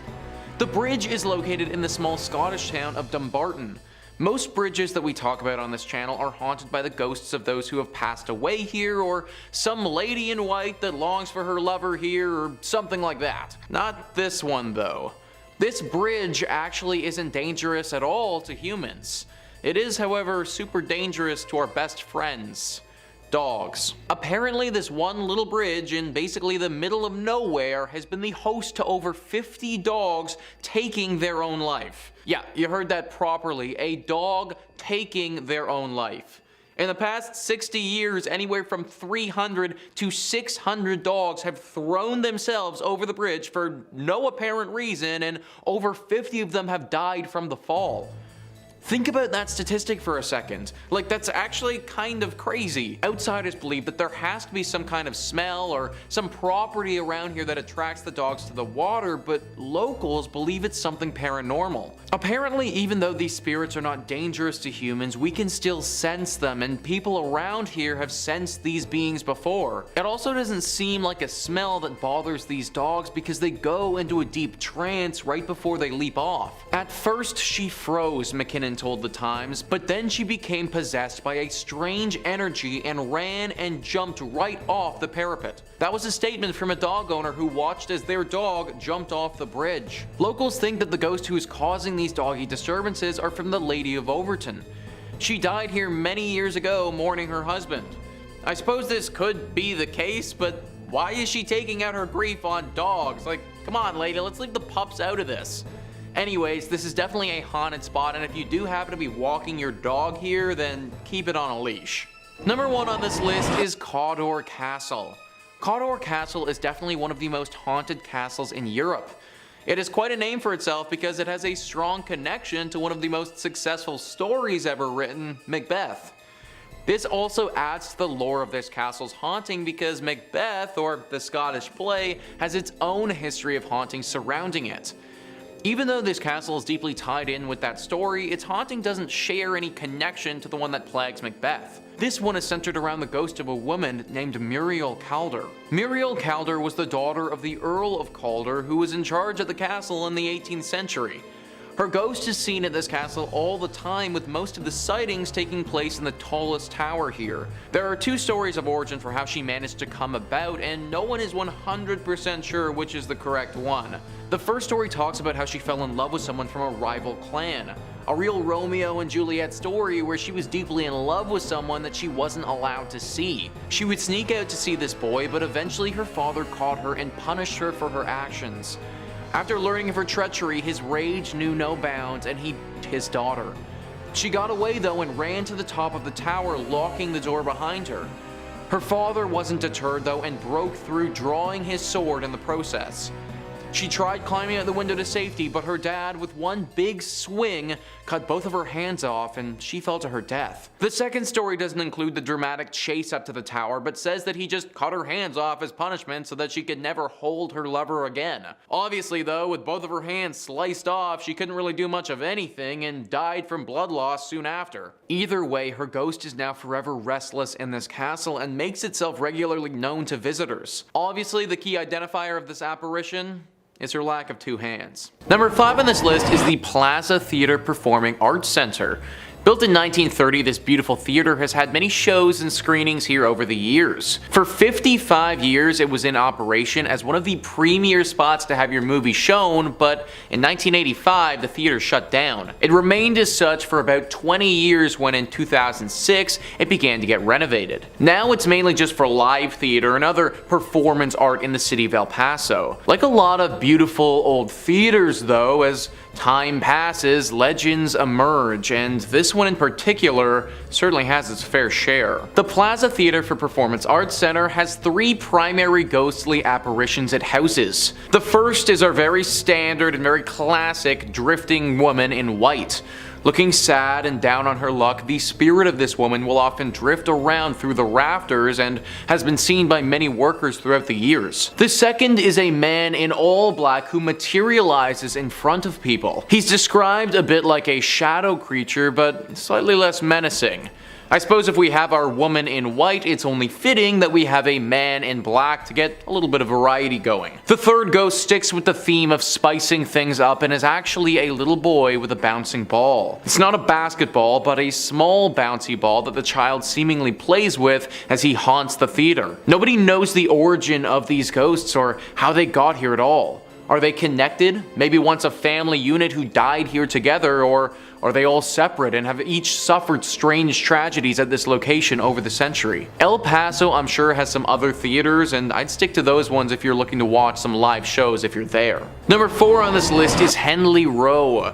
Located on the Texan island of Galveston on the Gulf Coast, this is the most famous haunted spot for locals in the region. Texas Highways writes, "It's not surprising that Henley Row is a hotspot for supernatural activity. Completed between 1855 and 1858 for shippers and cotton brokers, it was the town's tallest structure during the Civil War. The roof doubled as a Confederate lookout for Union ships. Galveston and nearby barrier islands, history have been laced with tragedy. It was the site of a bloody Civil War fight, and serial epidemics of yellow fever decimated the populace. Hurricanes blast through regularly. The 1990 storm left up to 12,000 casualties in the worst natural disaster in US history. No wonder Texas writer Brian Woolley called Galveston an old cemetery with a beach attached. The resident ghosts of Henley Row represent aspects of Galveston history. There's the Confederate soldier seen on the roof and around the building. The bloodied teenage factory worker is a vestige of the building's cotton grading days. The lady in white and the running and playing little boy and little girl are thought to be 1900 storm victims. The upper floors house apartments and offices now, but Henley Market's glass ceiling reveals views of stairs and landings. During renovations, workers reported tools mysteriously moving around. Staff recall other spooky experiences as well. Some years ago, a friend gave her old photo of Dr. Wilbur from a house on Church Street that's always displayed in the shop. When Hurricane Ike inundated the building with 10 feet of water in 2008, the photo went undamaged while many other things were destroyed. Every year on November 1st, employees construct an elaborate Day of the Dead altar that includes the photo and lighted candles. Before closing, the staff follows a 3-person backup routine to ensure the candles are completely extinguished, even dousing them with water. Yet almost every single year, 1 or more candles are burning the next morning. I can't imagine working at a place where we had to light candles for our ghost altar. Like, that action alone would make me want to quit immediately. I suppose the one good thing is that the ghosts here don't appear to be particularly evil or wanting to inflict harm. Still though, waking up and heading to work is already a tall task as it is, but knowing that there's a dead little boy and girl waiting there, yeah, that's a solid no-go for me. Number 3 on this list is the USS Lexington. The ship has its own museum dedicated to it now, and it is 100% haunted. The decommissioned World War II aircraft carrier is riddled with different phantoms. This museum is literally said to receive, on average, hundreds of reports of ghostly apparitions in 1 year. That is so much supernatural energy that is just congregated here. Now, World War II was obviously an awful time, and if this boat played a major role in the Battle of the Atlantic, which I imagine it did, then it assuredly saw its fair share of tragedies. The ghosts are not quiet about their presence, they make themselves very known. One of the most famous ones resides in the engine room. Apparently, visitors will go there and a spirit will form explaining the engines and how they work. Then, when his lecture is over, poof, he will be gone in a puff of smoke. There's also a general sailor that walks around the ship and is actually said to be rather helpful. However, with these tame ghosts, there are some troublemakers as well. Small items that you may have on your person, a wallet, a watch, a phone, a keychain, anything like that are often reported missing after people get on the ship. If you do intend to go here, then hold on to your valuables very closely and get ready for a long lecture on engines. Number 2 on this list is Bragg Road. For over over 100 years now, this road has been haunted by a very strange and ghostly light. It's been seen by hundreds of people during that time, and nobody can explain it. Texas Highways says, in the heart of the Big Thicket is Hardin County, and in the heart of Hardin County is the infamous Bragg Road, home to countless sightings of the ghost road light that appears to nighttime travelers on the road between Saratoga and the defunct village of Bragg Station. Before the current road was built, the Arrow Strait clearing served as Santa Fe Railroad's branch line built in 1903. From its inception, locals considered the line haunted by Mexican laborers murdered by a thieving foreman, a deserter shot by Confederate soldiers, a hunter lost forever in the woods, and a decapitated railroad brakeman searching for his head. But all the stories share a common theme: a floating orb of light. The road replaced the railroad tracks in 1934, but the light remained, seen by hundreds of people over the decades. In the 1960s, Archer Fullingham, editor of the County News, spread its notoriety in articles. National Geographic published a clear photo of the light in a 1974 feature about the Big Thicket. Texas folklorist Francis Albernithi documented sighting stories from the old-timers and young folks alike. In 1997, Hardin County designated Bragg Road as Ghost Road Scenic Drive Park. A pretty road through the woods in the daytime turns into a spooky spot for supernatural sightings by night. Word is the most auspicious times to see the light are on moonless autumn nights. What the heck is this light that has been haunting this place for all these years? Even National Geographic, a very highly reputable column, has posted stories on it with actual photos including it. If it's a manifestation of some of these ghosts, then which ghost is causing it, and maybe more importantly, is it dangerous? If you want to find out, then you need to head to Bragg Road and look for yourself, but I wouldn't recommend it, honestly. And finally, number 1 on this list is the Yorktown Memorial Hospital. This hospital is definitely up there as one of the most haunted spots in Texas, and could even make a play for the most haunted spots in America. It was built in the 1950s and managed by the Roman Catholic Church for a few decades before eventually closing down in 1986. Then for 8 more years until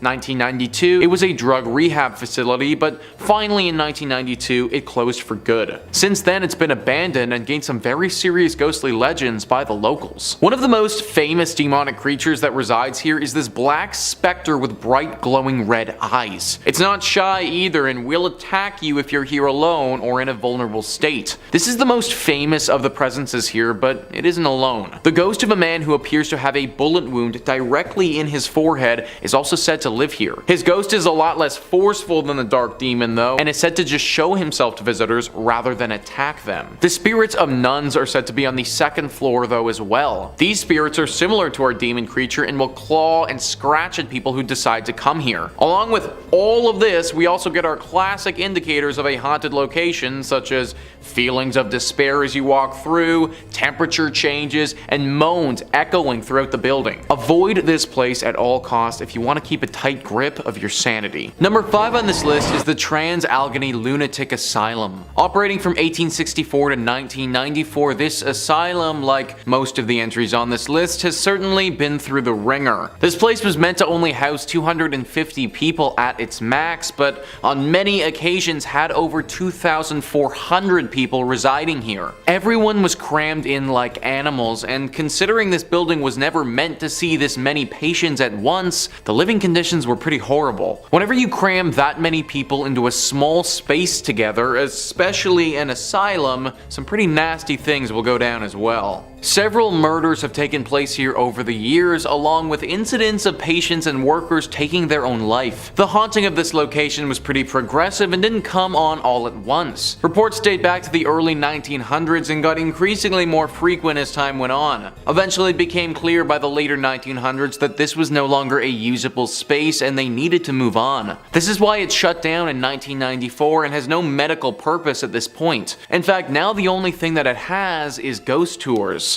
The owner of this place know the legends are far stretching with this asylum and intend to make a profit on it. The ghosts are decently friendly here, or at least for the most part aren't dangerous. However, there have been a few instances where individuals have been scared to a point of serious and significant trauma. If you do plan to go here, then make sure you have a thick skin and aren't frightened easily. Number 4 on this list is Haunted Harper's Ferry. Harper's Ferry is a small town in West Virginia that honestly looks like something out of a storybook. It's comprised of roughly 100 19th century restored buildings. As you can imagine, it's a very quiet town and there isn't too much of a big city vibe going on here at all. This place wasn't always quiet though. In the American Civil War, this town played a pivotal role and was fought over multiple times throughout the years. People believe that it was through the death during the Civil War that this place has developed an affinity to spirits. Deborah Block says, at the nearby True Treats historic candy store,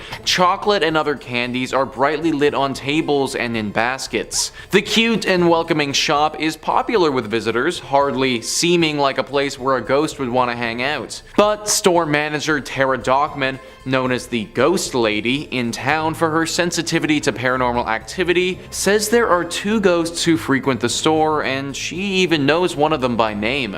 The female has a white flowy gown and she goes to the top floor of the store where there are no customers, she explained. And Colby, a man, likes to show himself and usually shows a shoulder or a pants leg which you'll see walk across a room. They both like to throw candy around and slam doors on customers. Dockman said Colby is a troublemaker who may also push people. She assured me that she had spoken to him about not bothering me while I was in the shop and was hiding in a corner storage area. Tara isn't some nutbag who's the only one who sees ghosts here either. Tons of people in the town have had run-ins with them. In fact, the biggest attraction this town has to offer are the ghost tours that highlight how haunted this place truly is. Number 3 on this list is Lake Shawnee Amusement Park. The park is no longer functional, and based on all of the incidents that went down here, that's probably a good thing. It all started in the 1700s when a settler, Mitchell Clay, and the local Shawnee Native Americans fought and ended with 3 of Clay's dying and lots of Shawnee warriors passing away as well. This was the inciting incident of the tragic movie that is Lake Shawnee Amusement Park. Also, 200 years later in the 1920s, this land was bought and turned into an amusement park. The buyer wasn't aware of this history though and didn't realize the dark mark that had been left here by that battle so many years ago. There were a decent amount of tragic incidents that went down here while the amusement park was operational, but there are 2 that stand out as being the most stunning. The first one involved a young girl on the swings. While she was on the swings, a delivery truck, without seeing her, backed straight into her and she passed away. The second one involved someone who drowned in the swimming pool because their arm got stuck in the drain. The amusement park had seen enough and shut down in 1966. It was roughly 20 years later that they discovered the history of this place and pieced it all together, assuming that a curse must have been responsible. Locals don't dare go to this place anymore for fear of this curse. It should also be noted that the few who have stepped foot on this place again have reported run-ins with that young girl who died so many years ago. It seems that this curse won't allow her spirit to pass on and now she wanders the area. I'm sure that there are a bunch of other amusement parks in West Virginia that are a lot more fitting and functional than this one. Highly recommend avoiding Lake Shawnee altogether. Number 2 on this list is West Virginia Penitentiary. Would this really be a most haunted place list if we didn't throw a prison on here? Paranormal activity usually favors places that have seen a lot of tragedies and sadness, and this penitentiary has definitely had its fair share. This prison opened up in the 1860s and was active for 119 years before finally being shut down. In that time, it saw over 100 executions, countless riots where people were either severely injured or died, fires, and an insane amount of human rights violations. All of this has led to what we have now, which is just a really haunted prison. Though the prisoners are gone, they're not forgotten, and by many accounts, the ghosts of some of the 998 men who died here still roam free. There's a shadow man that has been seen and even photographed. Staff of the prison have been accosted by unseen forces. Strange noises still echo throughout the cell blocks, and something dark lurks in the bowels of the building. That was a small passage from Moundsville Haunted History, who are familiar with the prison. 998 men though. That's how many different individuals are thought to potentially haunt this place. That's literally a full-on ghost army right there, guys. This place must have been horrible if that many people's souls are left wandering around this space. If I was the owner of this spot, I'd do those 998 people a favor and just knock this place to the ground. Maybe then these ghosts can finally rest. And finally, number 1 on this list is Point Pleasant. This has got to be the top spot on our list just considering the amount of lore surrounding the creature here. The Mothman. If you're watching videos on this channel, then I imagine you're already probably familiar with what this creature is, but for those who aren't, the Mothman is a humanoid creature reportedly seen in the Point Pleasant area from November 15th, 1966 to December 15th, 1967. Shayla Klein says, according to legend, Mothman is a black 10-foot creature with wings and red eyes. Articles and newspapers at the time were reporting that the monster was also commonly seen in the TNT area near town, with some locals speculating that perhaps people were really seeing cranes or owls, and others wondering if the creature was created in some sort of mutation accident involving the chemicals associated with storing TNT. Regardless, legend has it that mysterious men in black suits began visiting the town shortly after the sighting reports. The most infamous sighting of Mothman was on December 15th, 1967. Locals said that they saw Mothman on top of or flying over the Silver Bridge, which was a suspension bridge over the Ohio River that connected Point Pleasant, West Virginia, to Gallipolis, Ohio. According to Mothman lore, shortly after the creature was spotted on the bridge collapsed, resulting in the deaths of 46 people. An investigation into the disaster found that a fracture in a suspension chain was the cause. This is one of the most famous American urban legends ever. The amount of people who saw this creature during this period of time and the fact that high-ranking secret officials started to investigate it all point to its legitimacy. It was active for about a year and then just totally disappeared though, and nobody knows what happened to it. The leading theory is that the government was able to capture whatever it was and probably took it to a secret base to study it. If that's the case, then Point Pleasant is most likely safe now, but be wary of what's flying over top of you if you do decide to go here. Coming in at number 5, we have Goldfield, Arizona. Being deemed as one of Arizona's most haunted places, we have the town of Goldfield. Founded in 1893, Goldfield was a promising land for gold mining. The town grew rapidly, gaining 1,500 residents during its first year. The space was quick to build businesses including stores, a blacksmith, a butcher, a brewery, and 3 saloons. Though the town of Goldfield met its fall just as quickly as it was built up. After 5 short years, the gold ran out and people began to dwindle, eventually leaving it fully abandoned, securing its ghost town status. Being classified as a ghost town doesn't necessarily mean a place is haunted by ghosts, but this is not the case for the Goldfield ghost town. There's plenty of documentation and investigations that point to Goldfield being a paranormal active ground.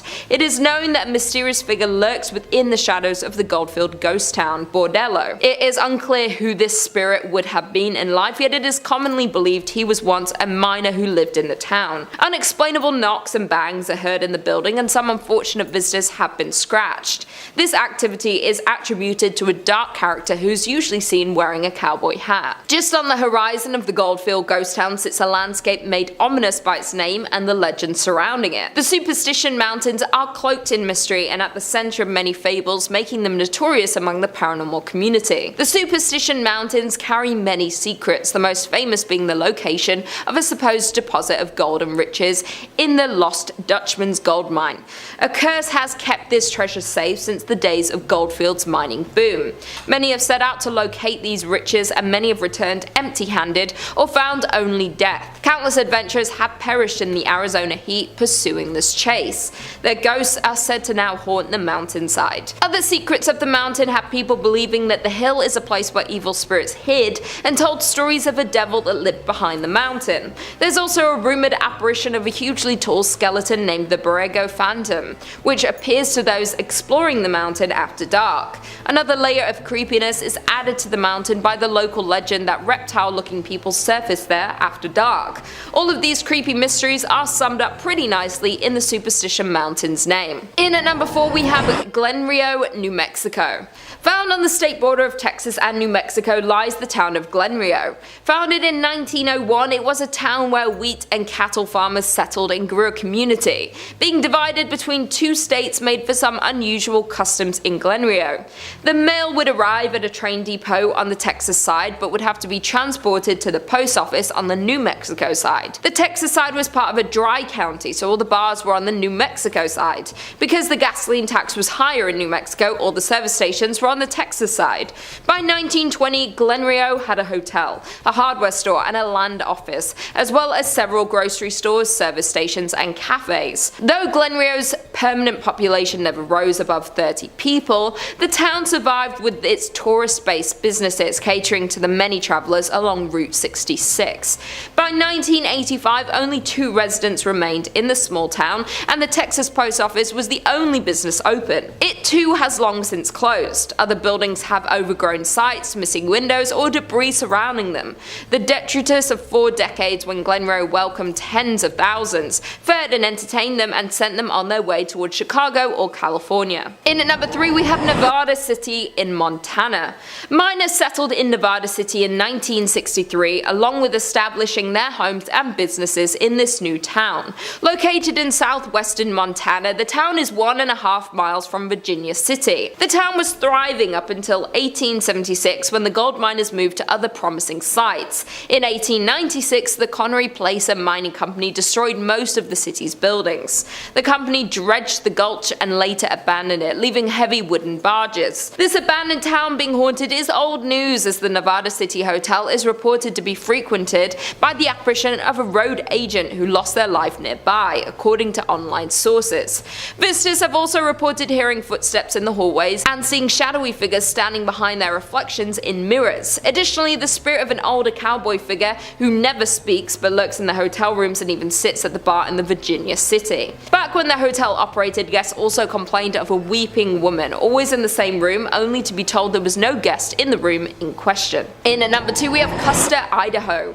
The mining town of Custer was born in 1879 by gold miners looking for their next gold hotspot. Prospectors discovered gold in what would become known as the Yankee Fork area of central Idaho in 1867. The area was worked on a small scale for more than a decade before the discovery of General Custer Mine. The General Custer Mining Company closed in 1888 and the district experienced a sharp decline. In 1899, the town of Custer has 5 saloons, 3 stores, a hotel, and 3 boarding houses, but the town never established even one church. By 1910, most of the mines in the area were closed, and the Yankee Forks boom years came to an end. The combined population of Custer and the nearby Bonanza was just 66 people. The Silver Messenger reports just 2 families remaining in Custer in 1911, and then being fully abandoned the year following. Today, it has been purchased by the U.S. Forestry Service and, in conjunction with the Friends of Custer Society, is slowly being made into a historic site. Some original buildings have already been renovated, some are in process, and many others are slated to be restored. Several buildings lost in a 1960s grass fire are due to be replaced with replicas. The Forgotten Town is a landmark for many people such as tourists and especially paranormal investigators. In the old schoolhouse is a museum containing items left behind and showcases the town's unique history. Although interesting, you can't help but get an eerie feeling thinking about the people who once owned these items, as walking into one of these structures is like walking back in time. To think this town was once active with human energy and miners working every single day. And finally, in at number 1, we have South Pass City, Wyoming. Only about 10 miles north of the Oregon Trail is the shell of a town that used to be a busy gold mining camp. Established in a small valley along the banks of Willow Creek, the town was born in 1867. The town was built there because gold was discovered in the Wind River Mountains. By 1868, South Pass City boasted over 250 buildings, 1,000 people, and hundreds of claims. The town was extremely busy as its half-a-mile-long main street boasted numerous hotels, restaurants, general stores, 2 newspapers, doctors, a bowling alley, and dozens of saloons. The mining district continued to grow to as many as 3,000 residents. Miners looking for investors and newspapers promoting further settlement in the area exaggerated the region's amount of gold. But for South Pass City, its great success wouldn't last, and just 2 years after its establishment would begin to show its first signs of declining. Hitting a fall in early 1869, the town resurged briefly after outsider capital capital was poured into the area, but would fall again as expenses and hardships to recover the gold proved too costly for most miners. By 1872, the town was only occupied by only a few hundred people. In the end, South Pass would become a permanent ghost town. By 1949, the last of the pioneer families had moved on from South Pass City, and the buildings had fallen into disrepair. The grounds of the old town are known to be haunted, and Highway 287 that follows the route of the Oregon Trail over South Pass, which is the reason South Pass City ever existed, has had its fair share of ghost sightings. According to a local ghost story, a woman was driving home from a long day in Denver. Her friend had fallen asleep in the passenger seat. After passing through Jeffrey City, the driver spotted a dark, hunched figure walking toward the road in the sagebrush. About a half-mile later, she saw the same figure closer to the road. She noted his pig coat as he became clearer. About a half-mile later, still thinking about this man and his surprising reappearance, she reached over to wake her friend and request she take a turn driving. As her friend awoke, she saw the same man at the edge of the road, just crossing the white line onto the highway next to the car. Screaming, they accelerated away and compared descriptions. It was certainly the same man. Coming in at number 5, we have Hotel Park Central. Located on Central Avenue in Albuquerque, you'll find Hotel Park Central. The original building was constructed in 1924 and served as a hospital. It was then purchased in the 1980s and transformed into a mental health hospital. However, in 2010, a major renovation occurred with a $21 million investment, and it became the luxury hotel that we know today. The hauntings in this building date back to the time it served as a hospital. Patients would report seeing apparitions, hearing voices, seeing objects move, and feeling the presence of other beings when nobody was there. As well, when it was a mental hospital, it was known by patients and workers that on the top floor on the right wing, there is a ghost of a woman that likes to watch people in the hallways. Patients also reported having their bed sheets pulled off them in the middle of the night. Patients were not the only ones to experience things that couldn't be explained though. Staff of the hospital did too. They would often have the sensation of being watched, as well as hearing something whisper in their ear, the movement of objects, and a general sense of heaviness throughout the buildings. Today, many guests at the hotel report similar paranormal experiences, as many guests report feeling watched and the presence of unseen beings. They have also reported hearing voices and shuffling in the stairwells. Several guests have also seen a female apparition on the third floor wing. A group of paranormal investigators were brought onto the scene of the hotel. The investigators were 3 team members who all experienced unexplained voices and whispering while close to the hotel. They also reported distinct coolness near their bodies and a sense of being watched. After reviewing their evidence, some of these experiences were captured on digital voice recorders. They also carried out the flashlight technique, an attempt at communication with the spirit that involves the answering of questions through the turning on and off of the flashlight.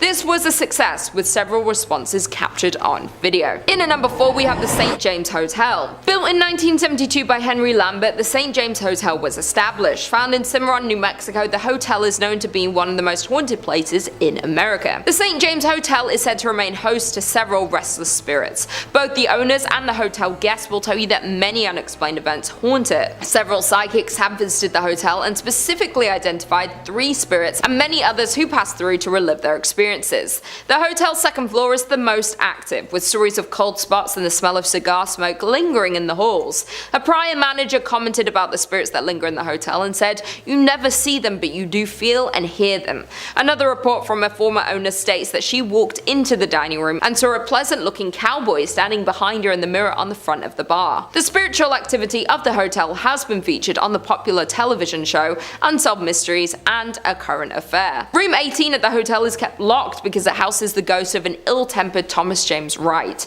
who lost his life at his door just after winning the rights to the hotel in a poker game. Having been injured from behind, Wright continued into the room and slowly met the end of his life. Because of the tragic accident that happened in room 18, it is known as one of the scariest and most haunted rooms. This can be seen with one former owner who said she was pushed down while in the room, and on another occasion saw a ball of angry orange light floating in the upper corner. The staff considers the room to be the most haunted, and people are rarely allowed to enter this room, much less sleep in it. Rumors abound that when the room was rented, several mysterious mysterious deaths occurred there. Other unknown entities are also said to roam the hotel, creating a host of paranormal activities. Staff report that items constantly fall off walls and shelves, and electrical equipment at the front desk behaves unpredictably. Others have reported cold spots throughout the historic inn, lights that seemingly turn on by themselves, feelings of being watched by unseen eyes, and cameras that cease to work inside the hotel, strangely returning to normal after leaving St. James. In at number 3 we have Kaimo Theatre. Built in 1927, this grand palace of a theatre certainly is a masterpiece of Pablo Deco fused with Art Deco. The creation of this beautiful southwestern style theatre was financed by a hard-working wealthy entrepreneur, Oreste Bacecci, who wanted to fulfill a lifelong dream of building a grand theatre which would rival other larger-than-life movie palaces that were springing up around the United States. A large fire in 1963 destroyed Kaimo Theatre's iconic stage and much of the building, prompting the Bacecci family to demolish it. In 1977, the same year, the theatre was listed on the National Register of Historic Places. The citizens of Albuquerque voted to purchase Kaimo Theatre at a steep discount. In return, the city of Albuquerque offered to fund the restoration of the landmark attraction. With the change of hands, local restoration experts were hired to restore Kaimo Theatre to its former glory. The hauntings of Kaimo Theatre can be traced back to a freak accident that happened in the late afternoon on August 2nd, 1951. Back then, hundreds of moviegoers were in Kaimo Theatre to catch the latest films. Without warning, a water heater located in the theatre's lobby exploded, sending scalding hot steam and plaster into the air. A total of 8 people were injured in the accident, including one person losing their life, Bobby Darnell. Since then, the theatre is said to be haunted by the ghost of Bobby. Performers and staff of Kaimo Theatre have all reported strange and unexplainable activities happening in the theatre. In particular, donuts placed backstage for performers would often go missing. To appease the spirit of Bobby, an altar was erected beneath the stairs to the dressing rooms. Toys, sweets and donuts would be placed before every major performance to ensure the success of each show. Those who didn't would face a disastrous performance. Kaimo Theatre's technical manager Dennis Potter recounted an incident in December 1986 when the donuts were removed by Andrew Shear, director of A Christmas Carol, just minutes before the first show. It did not take long before the disaster occurred. Electrical cables fell, lights exploded, doors on the set opened without warning, and performers had forgotten their lines. After the end of the disastrous show, the donuts were promptly replaced and the next show went off without a hiccup. However, an interview with Andrew contradicted the Potter's story, with the former claiming that the donuts were never removed or replaced. Apart from the unexplainable disruptions, staff working at Kaimo Theatre have also reported seeing the ghost of Bobby, dressed in a striped shirt and blue pants. The ghost of Bobby is often seen loitering on the lobby staircase, looking for the next victim of his harmless shenanigans. In at number 2 we have La Fonda Hotel. Standing in Santa Fe, New Mexico, there is the historic La Fonda Hotel. Over the years, the hotel was destroyed and rebuilt several times over. In 1821, when Captain William Becknell blazed the path of what would become known as the Santa Fe Trail, he stayed at a La Fonda where the trail terminated at the town central plaza. As more and more pioneers traveled the Santa Fe Trail, the La Fonda became a popular destination for trappers, traders, mountain men, soldiers, politicians, and the like. The current La Fonda was built in 1922 on the site of the previous inns. In 1925, it was acquired by the Atchison, Topeka Santa Fe Railroad, which leased it to Fred Harvey. For more than 40 years, from 1926 to 1968, La Fonda was one of the famous Harvey houses, a renowned chain of fine hotels. Today, the La Fonda Hotel is said to host not only travelers visiting Santa Fe, but also several ghosts. Some people believe that the Honorable Judge Slough continues to walk its hallways. However, more often reported is the ghost of the distraught salesman who jumped into the well after losing all of his company's money. The hotel's dining room, called the La Plazuela, is situated directly over the old well, and both guests and staff alike have reported the sight of a ghostly figure that walks to the center of the room, then seemingly jumps into the floor and disappears. Other reported phenomena include a ghost that haunts the Santa Fe room, as well as a spirit that walks the hallways near the La Terraza, a restaurant located on the east side of the hotel's 3rd floor. In the 1970s, a ghost reportedly called the front desk to complain that someone was walking up and down the hallway in front of his room. When an employee was sent to investigate, he saw a tall man in a long black coat disappear into a stairwell. However, when he he followed him to the stairs, there was no sign of the mysterious visitor. And finally, in at number 1, we have the Luna Mansion. The Luna Mansion in Los Lunas, New Mexico is known for one thing, and it's its ghost stories. Over the years, the Luna Mansion in Los Lunas has gained a reputation as being haunted. Guests and staff alike have shared stories of unexplained activity, which some chalk up to the paranormal. Over the years, the mansion changed hands several times before it was purchased and renovated as a fine dining establishment in the 1970s. It was then that the ghost of Josephina began to appear. Perhaps she didn't like the renovations, or maybe she just wants to stick around to make sure they were doing a good job on the home that she had spent so many years looking after. Dressed in 1920s period clothing, she had been described by employees as appearing very real. Most often she is seen in 2 former bedrooms on the 2nd floor, an attic, storeroom, and at the top of the stairs leading to the 2nd floor bar. At the top of the stairs sits an old rocking chair, which she has often been seen sitting in and rocking slowly.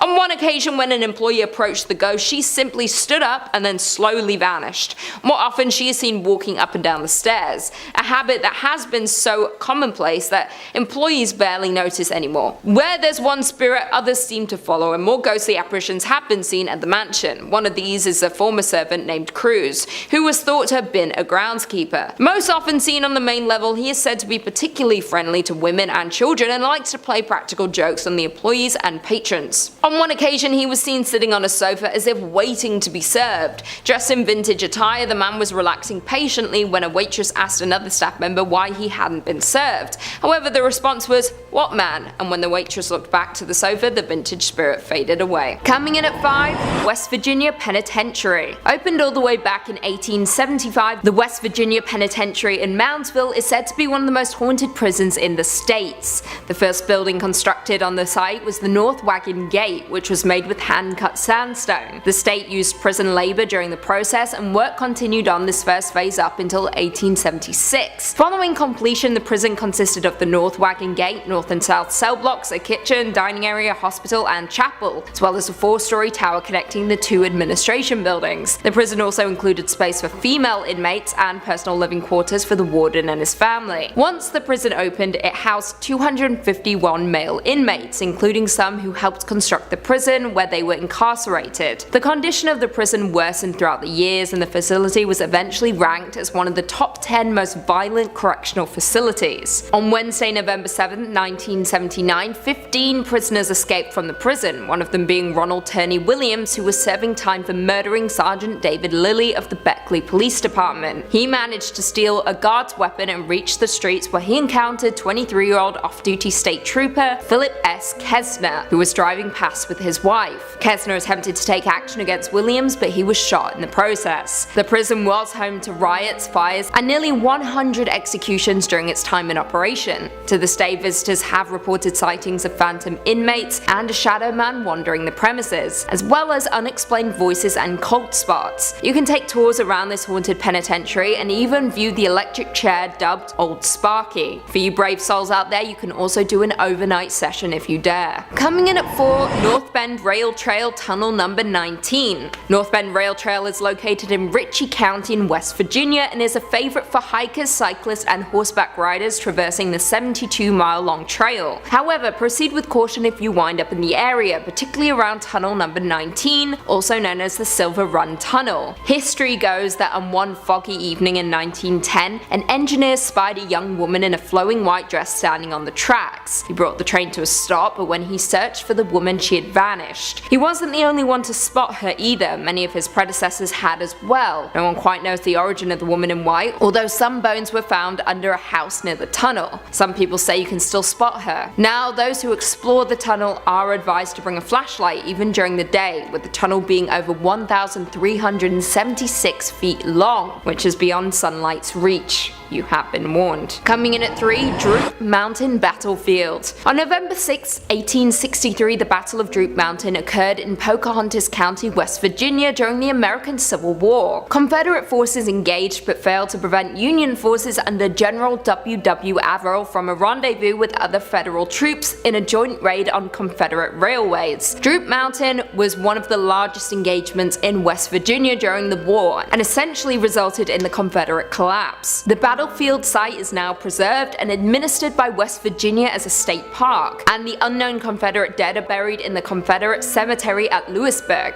A wooden observation tower, hiking trails, and picnic tables mark the grounds where the Civil War soldiers fought, died, and some say still remain. Many visitors have reported sounds of galloping horses and sightings of the ghosts of headless Confederate soldiers, as well as one soldier lying asleep against a tree. Coming in at 2, Lake Shawnee Amusement Park. In the late 1700s, the Clay family moved to West Virginia, which is presently known as Mercer County. The Clay family, comprised of Mitchell and his wife, settled on an 800-acre farm and raised 14 children. However, in 1783, tragedy struck while Mitchell was out hunting. A few members of the Shawnee tribe killed 2 of the Clay children and burned another at the stake. In retaliation, Mitchell hunted down a handful of Native Americans and killed them. The land in turn became unoccupied for years, up until the early 1900s when Conley T. Snyder purchased the land and built a small amusement park on it. However, the amusement park had just as unfortunate luck as the Clay family.